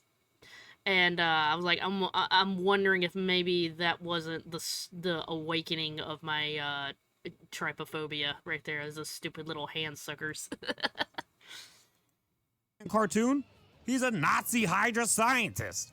It's crazy because the character is just a guy who accidentally becomes a vampire and now must control the ailment that will plague him forever. But instead, most times when he's adapted, it's like there's something happening in said adaptation that just outshines the point of the story. The 90s show at least got it right. You just have a lot of goobers who honestly just bitch about the suckers. For the most part, it's actually pretty well done in my opinion. But even still, people just can't focus on the fact that this character is pretty cool. He's pretty interesting and he's pretty well done. They just like to hyper focus on the trash about him. And all in all, Morbius is a great horror character. Number 6, Jack-o'-lantern. Jack-o'-lantern is pretty straightforward. The dude is dressed up as a jack-o'-lantern. Wow. What more horror Halloween vibes can you put out than a dude dressed as a flaming fucking pumpkin? The dude literally started off as a Captain America villain. He becomes a Spider-Man villain. And nowadays he's probably more so known as like an Agent Venom villain. And the character's also always changing. Whether it be the person behind the mantle or Jack-o'-lantern becoming like supernatural himself, the character still is always a great horror character off of design alone. I'd be willing to put Jack-o'-lantern up higher because, truth be told, he's easily the best design for the theme out of every single character we're going to talk about. He's a literal jack-o'-lantern. There's no more on-brand, apropos theme or thematic costume design than this. This is what Halloween is. However, jack-o'-lantern isn't always scary. I'd say most times they don't even attempt to play on the scariness or the horror stuff at all. It's just like a thug in a pumpkin costume for the most part, so you don't get like a lot of fear. And like I said, there's times where Jack-o'-lantern is actually like a supernatural character. But for the most part, he's just a regular guy. Somebody's under the mask. Either way, the character's design alone carries him here. He's gonna be 6th on my list. Next up, we got Doppelganger. Doppelganger, one of my all-time favorite Spider-Man characters. I love him so much. I just made a video about this guy, talking about all the potential in his character and all the potential in his story. Feel free to check it out if you get a chance. I'm very proud of him personally. In terms of the horror vibes, though, this guy clearly has it covered. Much like Jack-o'-lantern, one look at Doppelganger and everyone knows this guy is fucking scary. Doppelganger. I gotta go, but I love the stream. Oh, okay. Aw, well, thanks for stopping by. I'm glad you had fun. Hope to see you again. Is literally a doppelganger of Spider-Man, so that alone should show he's a horror character. For those of you who may not know what a doppelganger is, it's an evil copy of yourself. Yeah. Often they don't speak and are very aggressive and violent. This alone should tell you that doppelganger is scary. The character was created by Magus when Magus created doppelgangers of every single Marvel hero and used all of these doppelgangers in a war in an attempt to take over the Marvel Universe. However, the doppelganger we're talking about, Spider-Man's doppelganger, he actually didn't show up to the war. And when the doppelgangers lost the war, he's the only one who remains. Now he's just around in the Marvel Universe as the sole living doppelganger. His goal is pretty undefined, although it seems like he just wants 2 things above all else: to kill Spider-Man and to be loved. He is literally an evil copy of Spider-Man, having extra arms, extra eyes, and possesses barbed wire for webbing. If this isn't a horror version of Spider-Man, Barbed wire I don't for know what webbing? is. Man Spider at number 4. Man Spider. All right. I know I just said if this isn't a horror character for Spider-Man, I don't know what is. But this is literally a horror Spider-Man. The name is Man Spider, and holy shit is he terrifying to look at. Nightmare, fuel. Nightmare, nightmare, nightmare. Wow, this thing is horrifying. The first appearance of Man Spider is in Marvel Fanfare number 2. Peter Parker is in the Savage Land helping out with Kazar, and Peter Parker gets abducted. A man by the name of Brainchild was able to develop a way to turn people into their primal forms, which for Spider-Man was a giant spider because he has spider DNA. You take one look at this and you're like, holy shit, this is scary. Spider-Man was actually going to be trapped like this forever as well. When Brainchild was fighting against Man Spider broke the machine that turned him into Man Spider, and there was no way to change him back. Oh no. Man Spider, with his last words before he figured he was going to lose all consciousness as a human, was literally like, Kazar, you gotta kill me. Like, I can't spend the rest of my life as a giant Man Spider. Kazar, you must kill me. Yeah, so it's a pretty compelling story because it's like, damn, this is kind of sad. I've never heard Peter Parker Spider-Man really just like begging to be murdered. And then thankfully Sauron actually swoops in and zaps away all of the life force from Spider-Man, which reverts him back into Peter Parker again. That's the first appearance of Man Spider. It's pretty solid. It's not like a super massive story, but it's good. The 90s show would adapt Man Spider as well, and they changed up the storyline a bit. This time, Peter's mutation just continued to go, and Peter wanted it to stop. So he takes a cure before the cure was tested, and it turns him into a full-blown Man Spider. This monster. Oh my God, he's so scary. I remember as a kid just being terrified when I saw him. He is a massive problem to deal with, and it's up to Kraven and Punisher, 2 Spider-Man villains, to save him. It's a wild storyline. Man Spider actually also appears in Ultimate Spider-Man cartoon as well. It's a similar role to the comics. It's pretty short-lived, but hey, it's cool we get to see this much Man Spider. Not a lot of characters on this list get adapted a good amount, but Man Spider's got at least 2 adaptations, and I think he's coming to Marvel Rivals later this month as well. So that's pretty dope. Cool. We're going to move on to number 3, though. I guess that's his concept art. Carry On. Carry On is one of the most slept on Spider-Man villains ever, and he really doesn't have like any adaptations. As a character, he is both tragic and horrifying. He's a clone of Miles Warren that has a genetic virus. This causes him to look and appear as pretty much like a dead corpse, and everything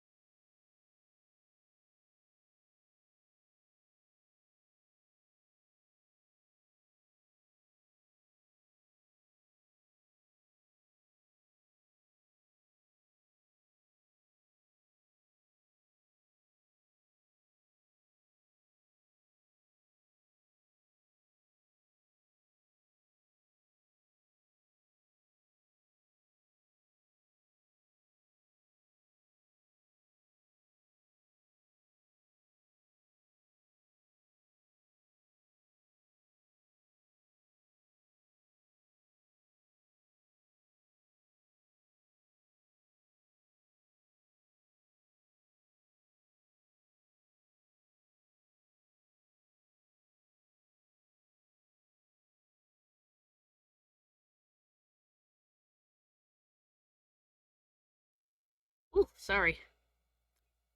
Back now.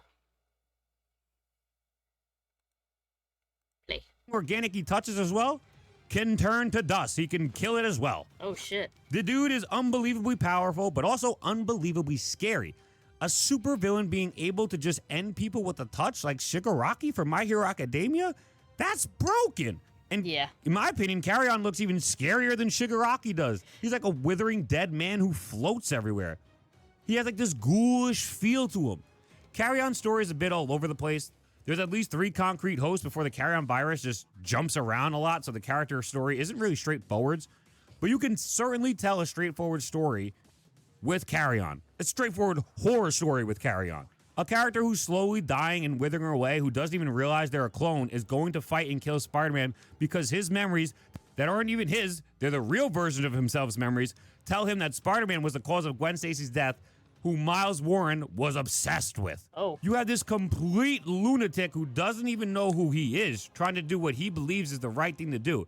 It's actually such a great storyline for a horror film character. It almost makes you want to make a short live-action adaptation on Carrion's story.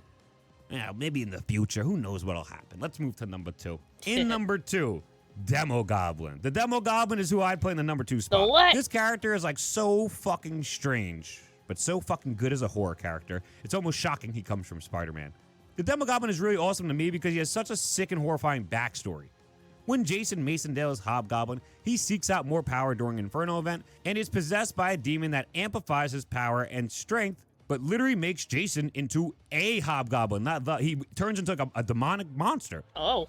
Eventually, the 2 entities are separated from one another, thus giving us Hobgoblin back to normal, just a dude in Goblin tech, but also giving us a full-fledged Demogoblin. If you thought the Green Goblin or Hobgoblin were scary, you don't know the Demogoblin. For starters, look at this design. Right off rip, it's way more intimidating than either of the goblins, and it's much scarier too. But on top of that, the Demogoblin hunts out sinners, whether they be good or evil, and kills them. He's actually not inherently evil, he just has his own moral code that he lives by, making him not only scary, but also have a bit of depth to him. It only furthers my reasoning for putting him in the top 2 horror characters in Spider-Man. I do want to touch on one quick thing with Demogoblin, and it actually relates to Jack-o'-lantern. Both of these mantles at one point were donned by Jason Masondale. I think that's really cool. Jason Masondale is the guy who was the Hobgoblin in the 90s show, and he was the Hobgoblin in the 90s at the time of this stuff coming out. Obviously, we know it would later be, what's-his-face? Kingsley. But at the time, this is who it was supposed to be. It was Jason Masondale, and he was also Jack-o'-lantern. So I think it's really cool that Jason Masondale actually managed to get on this list twice. So shout out to Jason Masondale. We're going to get to number 1, but before we get to Jason number 1, I have to say my honorable mentions. I have to. I have 5 honorable mentions, and I'm not going to go too deep into them. You guys should know most of these, his first and last name rhyme like mine does. For the Torment storyline made by Todd McFarlane, it turns him into more of a horror-esque character. You have to look at the artwork. The artwork really sells it, in my opinion. Yeah. Both of the goblins, I know Demogoblin I put at number 2, and I said he's much scarier than Green Goblin and Hobgoblin, but I still think Green Goblin and Hobgoblin deserve spots as like honorable mentions for horror characters. They're fucking goblins. The Thousand I would put here as well. He's like thousands of spiders that live inside of people and then like jumps from people to people and then he commands their body as he eats their insides and then jumps to somebody else. It's pretty fucking frightening. What the hell? And the last honorable mention I'd say is Venom. I mean, be so real with yourselves. It's fucking Venom. He's scary. He'd be stalking Spider-Man. It's Venom. So Venom's my last honorable mention before I go to my number 1. And I think everybody... I'm sorry, though. I gotta... Luna, turn that down. I can hear it. Sorry, I'm on Roblox. Well, that shit's loud. Recover it. What the hell is that? That's some body horror shit. Oh, hell no. What? I need to know more about that. Venom. I mean, be so real with yourselves. It's fucking Venom. He's scary. He'd be stalking Spider-Man. It's Venom. So Venom's my last honorable mention before I go to my number 1. And I think everybody who's watching this probably knows who my number 1 is at this point. But I think the number 1 horrifying character in all of Spider-Man's mythos is Carnage. Yes! In my opinion, it's easily Carnage. This dude is just a menace, for lack of better words. He is a nightmare. His name is literally Carnage. What do you think he does? The dude kills. He kills like crazy. His first victim, he found a random name in a phone book, and he just like went to the guy's house and killed him. Damn. Like, what the heck is this? This guy's a monster. But that's far from the worst thing he's ever done. It's not even close to the worst thing he's ever done. Wow. He literally led a gang of supervillains, many of whom are on this list, in an all-out war against New York City's greatest heroes, and he was also sparking riots and rage in the citizens of the streets of New York City during Maximum Carnage. But it keeps going, because murdering people in the streets and inciting murder in the streets just isn't enough. Carnage would go out west and manage to take over an entire town of people and control them all using his symbiote. Oh my God. Okay, this guy's a fucking monster. Is there more? Of course. He dreams his night away thinking about decapitating Peter Parker's Spider-Man over and over and over again. He's a monster. Damn, dude. If it wasn't for Iron Man, he would have killed Miles Morales' Spider-Man after fatally puncturing him. Carnage also took over the minds of millions of New Yorkers and led an uprising in the name of Noel in New York City, and also managed to bond with the fucking Hulk during all of this, and damn near just ruled Marvel Earth.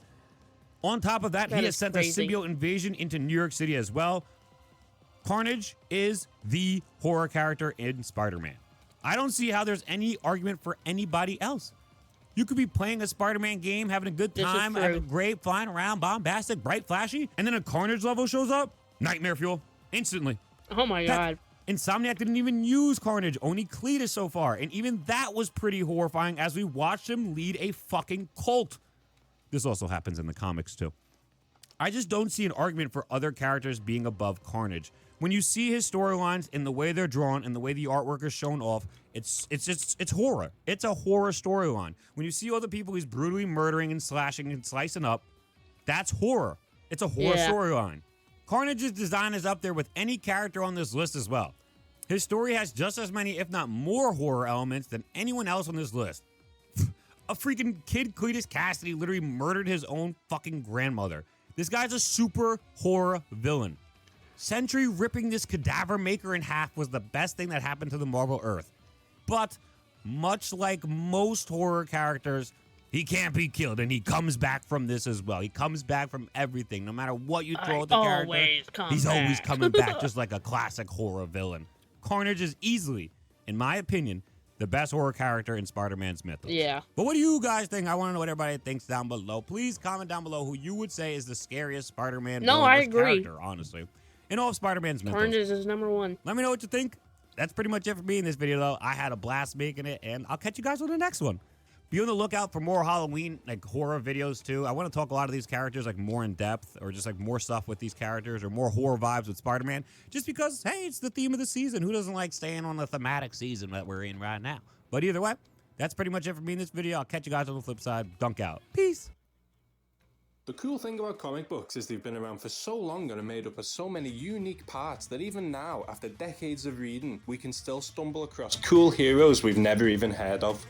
The library of characters is so vast, there's always an interesting new hero to read about right around the corner. And while we often look at obscure supervillains on this channel, the good guys deserve some praise now and then too.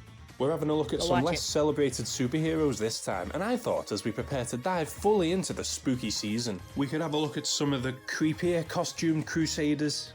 So the question that I'm going to put to you is, do they deserve to ascend to a higher plane of popularity, or are they doomed to... Hang on just a second.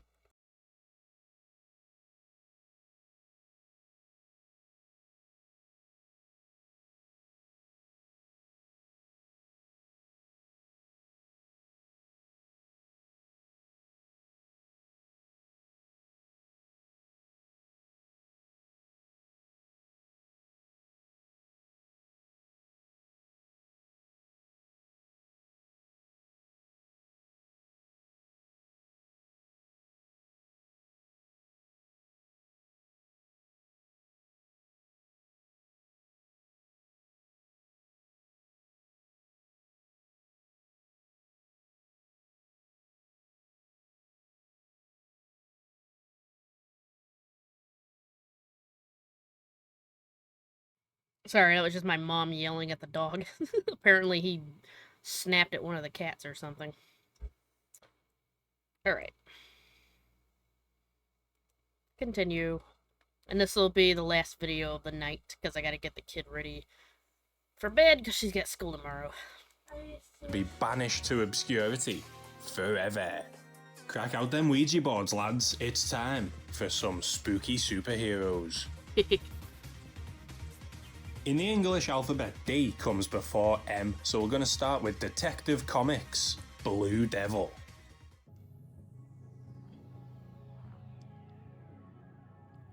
I've only ever heard one person talk about Blue Devil on the internet. It was one of the lads on the Fire and Water Network podcast, I think specifically the one who loves Firestorm. But then, for some godforsaken reason, of all the comic books on Earth, my local library had this. It must have been an omen. Blue Devil, created by Dan Mishkin, Gary Conn, and Paris Cullens. Older than recorded time, older than fear. The ancient stones are silent witnesses to mankind's folly. If they could speak, would they tell tales of long-forgotten mysteries? Or instead, cry out in a warning? There they are, the fabled ruins of Isle du Diable, the Devil's Isle. Oh, for God's sake, it's just a name, Ramirez. No, my friend, it is more than a name. It is him. Move it, man, now! We got him, Gordy. We've caught the Blue Devil. Foolish mortals, you may have me, but you cannot hold me. I thought your scientists said the netting was unbreakable. Yeah, that's what they said. He is a demon born of modern wizardry, and his creator's greatest triumph. But tragedy haunts the story of Blue Devil. Defilers of the sacred ground, prepare to feel my wrath. Heaven protect us. There is no stopping him now. Ha! Got ya. They're filming a movie. That's just Hollywood magic, baby. Dan Cassidy is the actor in the suit. And it's not just rubber and puppet strings. That costume is a marvel of engineering. Sorry, I mean a DC of engineering. It makes him stronger, faster, and they're using it to make movies. Danny's co-stars Wayne Tarrant and Sharon, who Dan fancies, are nowhere to be found, and they've got a scene to shoot. I think we all know what these two hot young movie stars are up to alone, don't we? Oh yeah. Archaeology. They're off exploring a lost temple of the Devil's Isle. The legends say this place is cursed, but it's just a story to scare the tourists. Oh look, says Sharon, a cool mask. Spooky. Oh, and it looks like it fits in the wall right here. How about that? Are these idiots aware that they live in the DC universe? The mask uncovers an ancient evil as it unlocks an ancient cage. Fire and brimstone burst forth from a mystical portal as the demon, Nebiros, is once more unleashed. Wayne and Sharon haul ass back to the shooting location, with the ancient evil stalking them the whole way. But in their haste to find help, all they've done is show Nebiros what's on the menu. Hey, as a silver lining though, terrified Sharon runs right into Danny boy. You just might be in there, Dan lad. I mean, assuming you survive the demon attack. I'm positive that this is against union rules, but the director demands that Danny use his devil suit to fight back against the monster. What? This is a lawsuit waiting to happen, but we do get some cool demon v demon action. I'm getting paid Nebiros for thinks the extra Blue for Devil these is a hazardous real stunts. demon, and he tells him to share his dominion over this realm, or Nebiros will kill him and take it all anyway. The devil suit's special effects, like the exploding bubble bombs, may look cool, but they don't do dick to the real hellspawn demon. This lady, the movie director, demands that her crew keep filming Cassidy's fight instead of getting the hell out of there. This crew must be more scared of her than Nebiros, and when Danny throws a huge rock at the demon, it seems like man has conquered monster. Nah mate, the hell it has. Nebiros laughs at the Blue Devil's pathetic attempts to slay him. Why is this movie suit more decked out than Iron Man armor? It's got a flamethrower too. Who's the safety manager on this set? Unfortunately, all of Daniel Cassidy's movie magic pales against the unholy terror of Nebiros. Evil magic burns the Blue Devil, and any chance of defeating the demon goes straight to hell. With this annoying lesser demon defeated, Nebiros claims his prize, Sharon, and she's just a snack compared to the feast he's planning when he returns for the rest of the cast and crew. One very brave cameraman named Norm does drive a bulldozer into the monster, and I'm happy to see someone else actually try instead of just telling Danny to do all the scary life-risking shit. But all he does is piss him off. And even though he's dressed like a devil, there must be an angel guarding Danny because somehow he lives. But after that demon's blast, he feels different. No time to worry about that now, though. That monster. I'm gonna guess it turned him into a Sharon. real blue He's devil. dragging her back to its nest, but if it hurts Danny's love, there'll be hell to pay. The blue devil jumps back in the fight. Despite the ass kicking he's just received, Danny dives right back in and distracts Neberos long enough for Sharon to escape. But not every cast member's so quick to save the day. Wayne is scolded for his cowardice, and I know he signed on to act in a movie and not fight a demon, but come on mate, have a go. The rest of the crew keep the cameras rolling. Their fantasy movie now a horror documentary, but pretty soon it'll be a snuff film when Neberos is done with Danny. But then the crew finally actually help Dan instead of just watching. Right as Neberos prepares his final strike, Wayne leads the charge against the demon by lassoing it with a rope and pulling it away from Blue Devil long enough for Cassidy to catch his breath. The distracted demon takes a friggin' rocket to the face. Why does the suit, designed for movie making, shoot real rockets? Right? This shit is so risky, dude. Imagine if like Nicolas Cage got hold of this. Oh my god. The Blue Devil has forced Neberos back into the site of its awakening, the Forbidden Temple. And Sharon tells Danny how they accidentally unleashed the beast. But if they opened the door, they can close it. Using his suit's super strength and his rocket-powered pitchfork, the Blue Devil wrangles the demon back into the mythical portal. Only problem is, Danny goes in with it. Uh-oh. Sharon, Wayne, and Norm the cameraman grab Danny by the legs and heave as hard as they can, and it's about time they got stuck in. Everyone left Danny to fight that thing alone. The crew managed to pull Danny free from the portal just in time, and the smashing of the cursed mask locks Neberos back in its hellish dimension prison. And they got the whole thing on film. No matter what, it can't be worse than Catwoman. The crew congratulate Danny on his heroics, with some even comparing him to a Justice Leaguer. But all Danny wants to do now is rest. He's knackered, he's so goosed. The devil suit itself seems to be sweating. Soon, inside Cassidy's trailer. Yep, I called it. It turned him into a real blue devil. Yeah, BD, you may be an ugly cuss, but you did real good today. Maybe you could be a hero at that. Ugh, mask, stuck. Ah, that hurts, like yanking my own. Oh no. Oh no! Oh no, that mystical blast did something to me. I can't get this devil suit off! No good deed goes unpunished, it seems, because Dan's bravery has locked him into his devil suit. Forced to wander the earth in the visage of a demon, sowing fear in the people he strives to save. Thus is the curse of the Blue Devil. Cool as hell character though, but so convenient he built a weapon system into his stage outfit. Yeah. Blue Devil goes on to join up with Zatanna to try and get his old skin back, but that's a story for another night. Next, we're sticking with DC, but rather than a happy-go-lucky hero, we're given a tortured soul in tatters.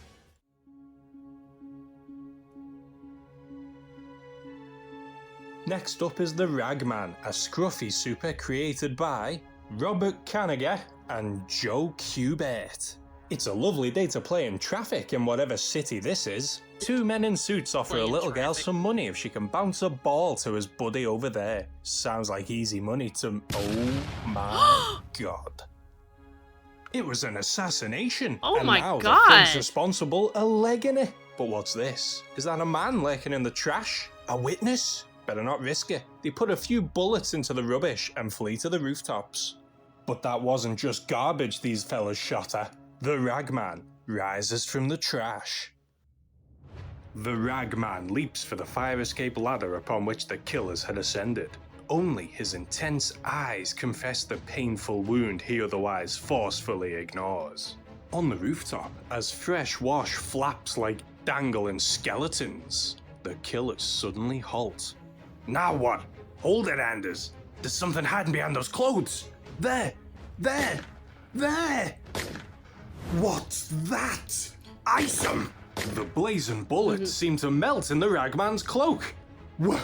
Where is he? That cloak is hiding him. Fill it full of holes. The tattered cape suddenly erupts with two steel fists crashing into gaping jaws. Damn. The freak's in the middle. Between us. We got him in a crossfire. Cut him down! If you've got a hat, I've got some slugs that'll find it. I'm going over the roof! The tattered tatterdemalion watches dispassionately as the killer hurtles down, Oh, damn. down, down. Torn clotheslines wrap their washed shrouds around the fallen body until it halts abruptly on the ground below. The ragman just watched as this gangster fell to his death. He didn't give a shit, mate. And why should he? Soon we'll learn why this hero can be so heartless, but for now, his job is done. The ragman returns to where he came from, a second-hand shop called Rags and Tatters, where our horror hero wears a less frightening face. Rory Reagan, his name literally has the word rag in it, does more than just run the shit shop. He looks after his local community, be it by giving them good deals or just by giving them a hand in day-to-day life. Also, he's apparently a Vietnam vet. You can tell this guy's a DC superhero because his love interest is a reporter. Jesus, what a shit headline this is. Betty Berg witnessed the ragman herself through a camera lens, and she wishes her boyfriend to do something worthwhile with his life as well, instead of getting lost in his dead father's junk shop. But dude, she just doesn't get it. Women, am I right, fellas?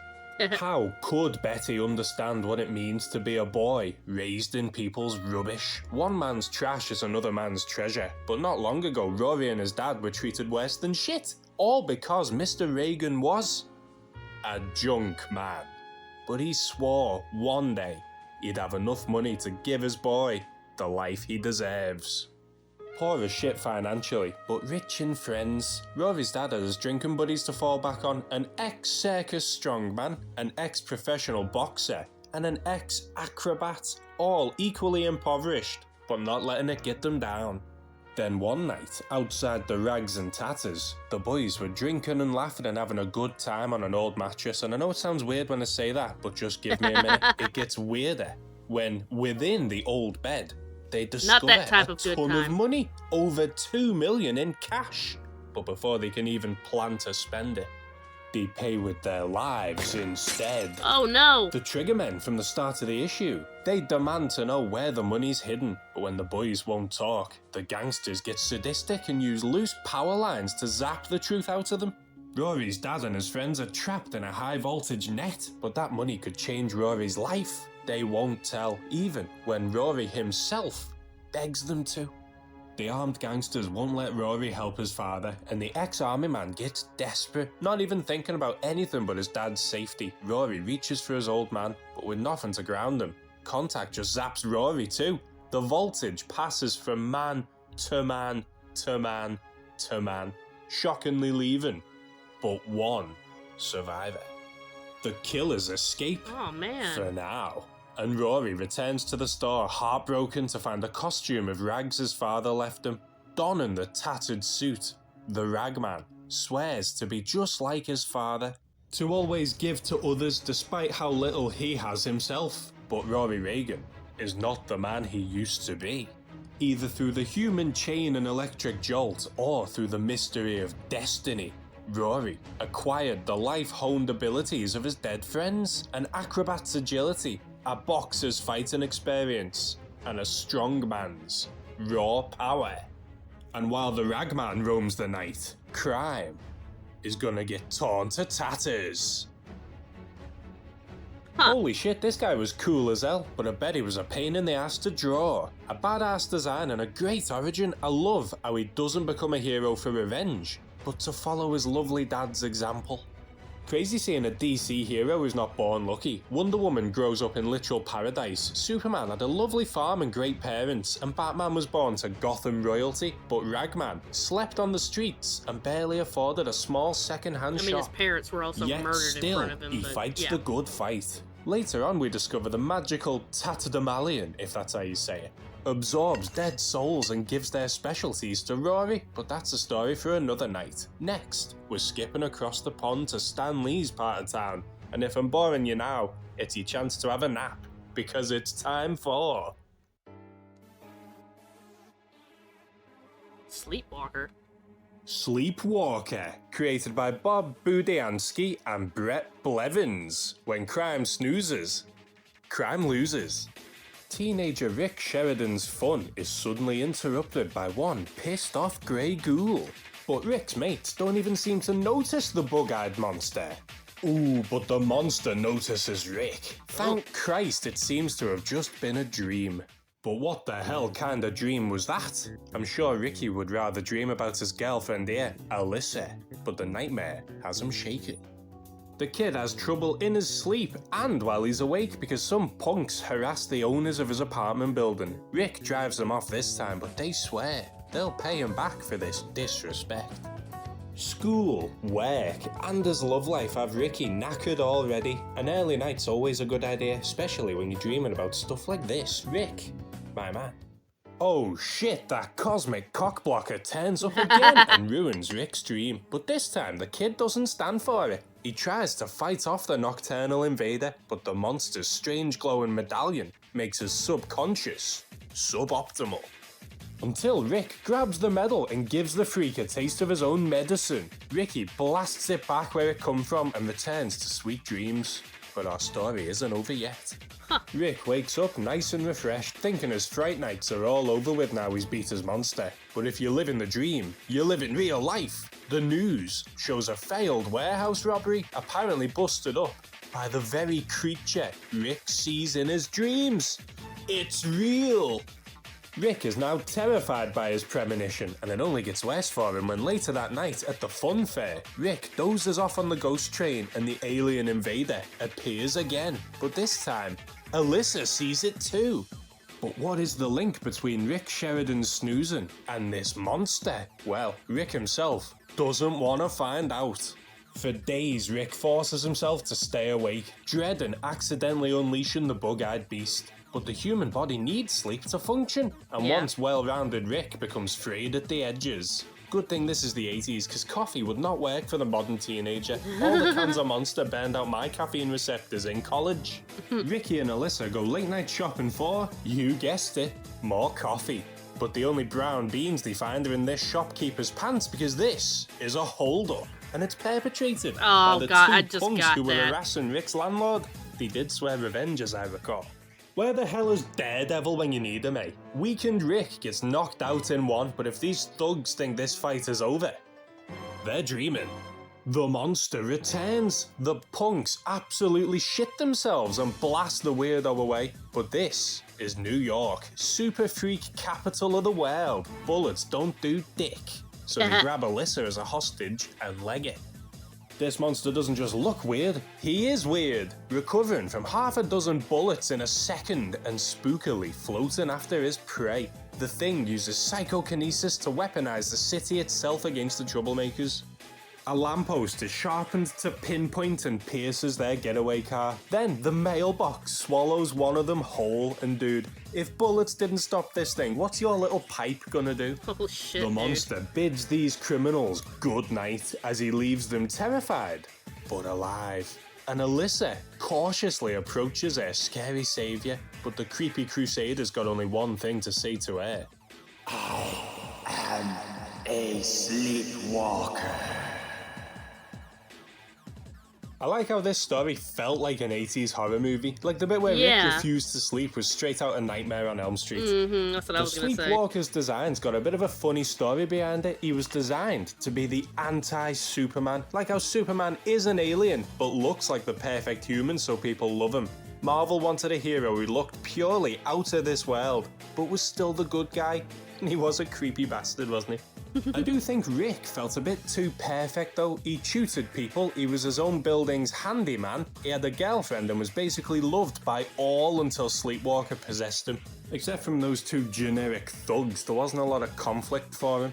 Sleepwalker goes on to battle the absolutely based 8-Ball. And it's revealed that they're like dream police, saving your subconscious from undesirable demons. But that's a story for another night. And speaking of night, must be a full moon, because... Werewolf by Night. I think I've heard of this one, actually. Who Let the Dogs Out? Roy Thomas, Gene Thomas, Jerry Conway, and Mike Ploog. On the streets of Los Angeles, not New York, a mugger hides waiting to ambush unsuspecting prey. But the hunter soon becomes the hunted when his target turns out to be a werewolf. By night. Caught in the act of murder, the werewolf takes a bullet from a terrified policeman as it makes its escape, leaving behind just a corpse on the ground and terror in the officer's heart. Blood still fresh on the beast's claws, the werewolf flees the scene, but as the animal runs, his mind begins to drift from monster to man. Words form, questions are internally screamed, and under the bright full moon, he runs. Then, suddenly, the boy wakes up. Jack Russell, his name's literally His name Jack is Jack Russell. and he's Wow. just had a hairy hell of a dream. But if it was a dream, why's his arm hurt right where the cop's bullet caught him?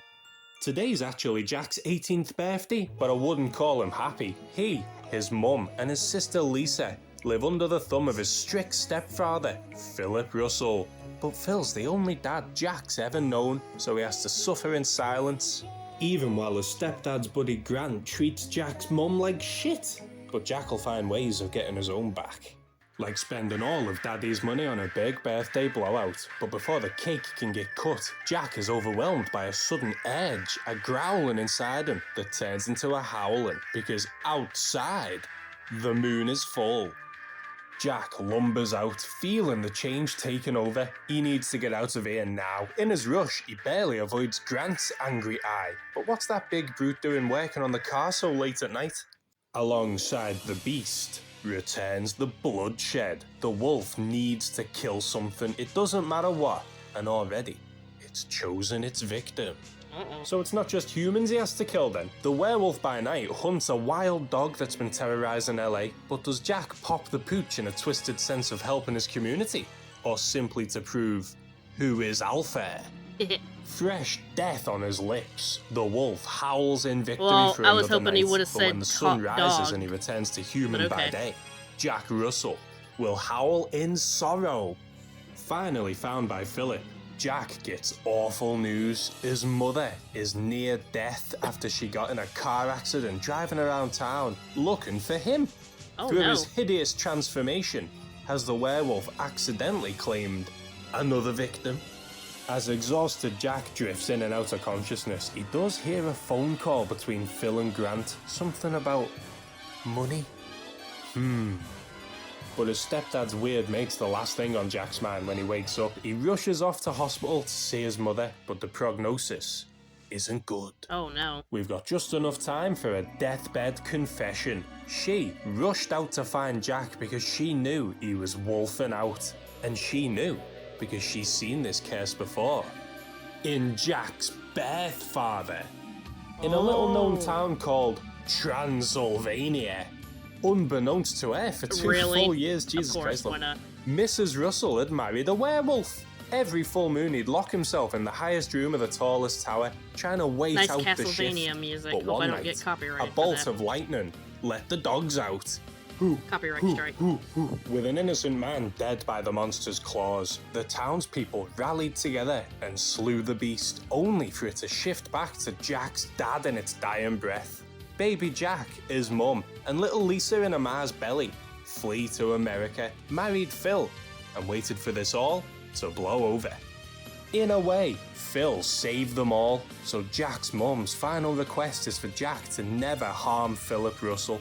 The lady dies as the Well, full damn. moon rises, and once again, things get hairy when the monster recalls Grant the night before, working on Mum's car, and then she suddenly has car trouble.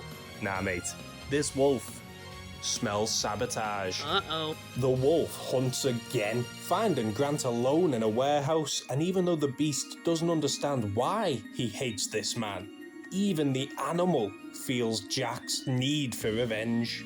The wolf's bark must be worse than his bite though, because Grant, regular human Grant, kicks the crap out of the canine. He thinks the wolf's just some guy in a costume, and to be fair, this is the Marvel universe, so there is Yeah. precedent. Grant does, however, make one mistake. He asks if Philip Russell had sent the Wolfman to silence him after purposefully murdering Jack's mother. Oh no. And so, whatever was left of Jack Russell gives in to the animal.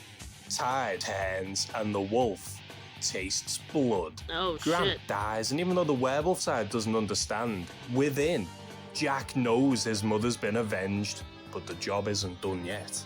Philip Russell enters, shouting for Grant, flashing the cash that's now solely his after Mrs. Russell's untimely demise. Jack's about to pounce, but the quake in his stepdad's voice stops him. Genuine sadness from the woman's own assassin. Or maybe Philip had nothing to do with the death whatsoever. Jack has no choice but to stay his hand. His bloodlust's already been settled anyway after Grant. But not only is he unsure if Philip planned their death as well, he also swore to his mum he'd never do anything to harm him. And what good would revenge be anyway to a human by day, but a werewolf by night? So, W by N is obviously one of Marvel's most well-known horror characters. His own book went on for ages. I believe it was pretty good the whole time too. Moon Knight debuted in his book, so its legacy goes strong. Oh, wow. I loved how stereotypically retro horror it was. A curse on his bloodline, an uncontrollable transformation. He used to live in friggin' Transylvania, for God's sake. Of course, Marvel already has a character who turns into a monster, but the idea of a werewolf exists long before the Hulk, so it's fine. Werewolf by Night goes on to uncover the mystery of his curse and even fights friggin' Dracula himself.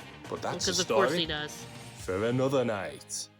Ooh, don't know about you, but I'm well and truly spooked, therefore ready to crack on with our Halloween specials now, mate. Who was your favourite of these four? Mine was Ragman. He had that badass design, and his superpowers are low level enough to keep it interesting. Blue Devil seemed like raw fun. Like, yeah, he's jammed in his suit, but what a guy. He only turned up to make a movie, but when duty called, he stepped up. And later on he shags Zatanna, so you've got to give it to him. Sleepwalker was the creepiest one we saw today. His silence as he kicked ass and his utterly alien face made him the hero I'd least want to bump into in a dark alley. And the raw mystery surrounding him was cool as hell. And Werewolf by Night, as I said, a horror classic, reborn with more mysteries to be solved. Boss. The idea of fear is vital to comic book heroes. Heroes can stand against fear and inspire hope. Sometimes it's the hero themselves who are feared. Marvel. And all the villains use fear to get what they want if the heroes don't stand up to them. And as we've seen tonight, fear cuts both ways.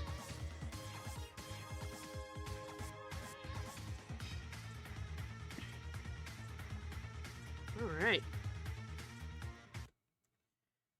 Oh, no. Okay, that's gonna wrap it up for tonight. There we go. Ugh! So, guys, I'm gonna go find somebody to see if there's anyone to raid. Let's see here.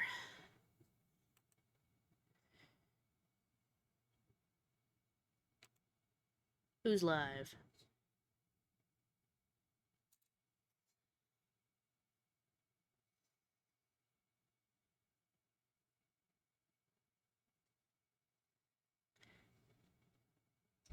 Oh, White Crow is, still playing. Yeah, you know what? We'll do White Crow again, because they're still playing Eternal Darkness.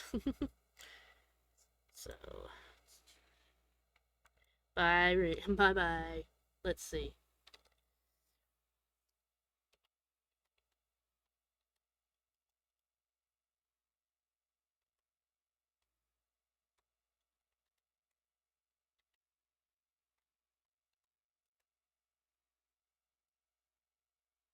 Alright. So, yeah, thanks for joining me on Spooky Sunday. Tomorrow we'll be back with, probably do that long video thing again. Maybe tomorrow. So, yeah, love you guys. See you on the next one. Bye.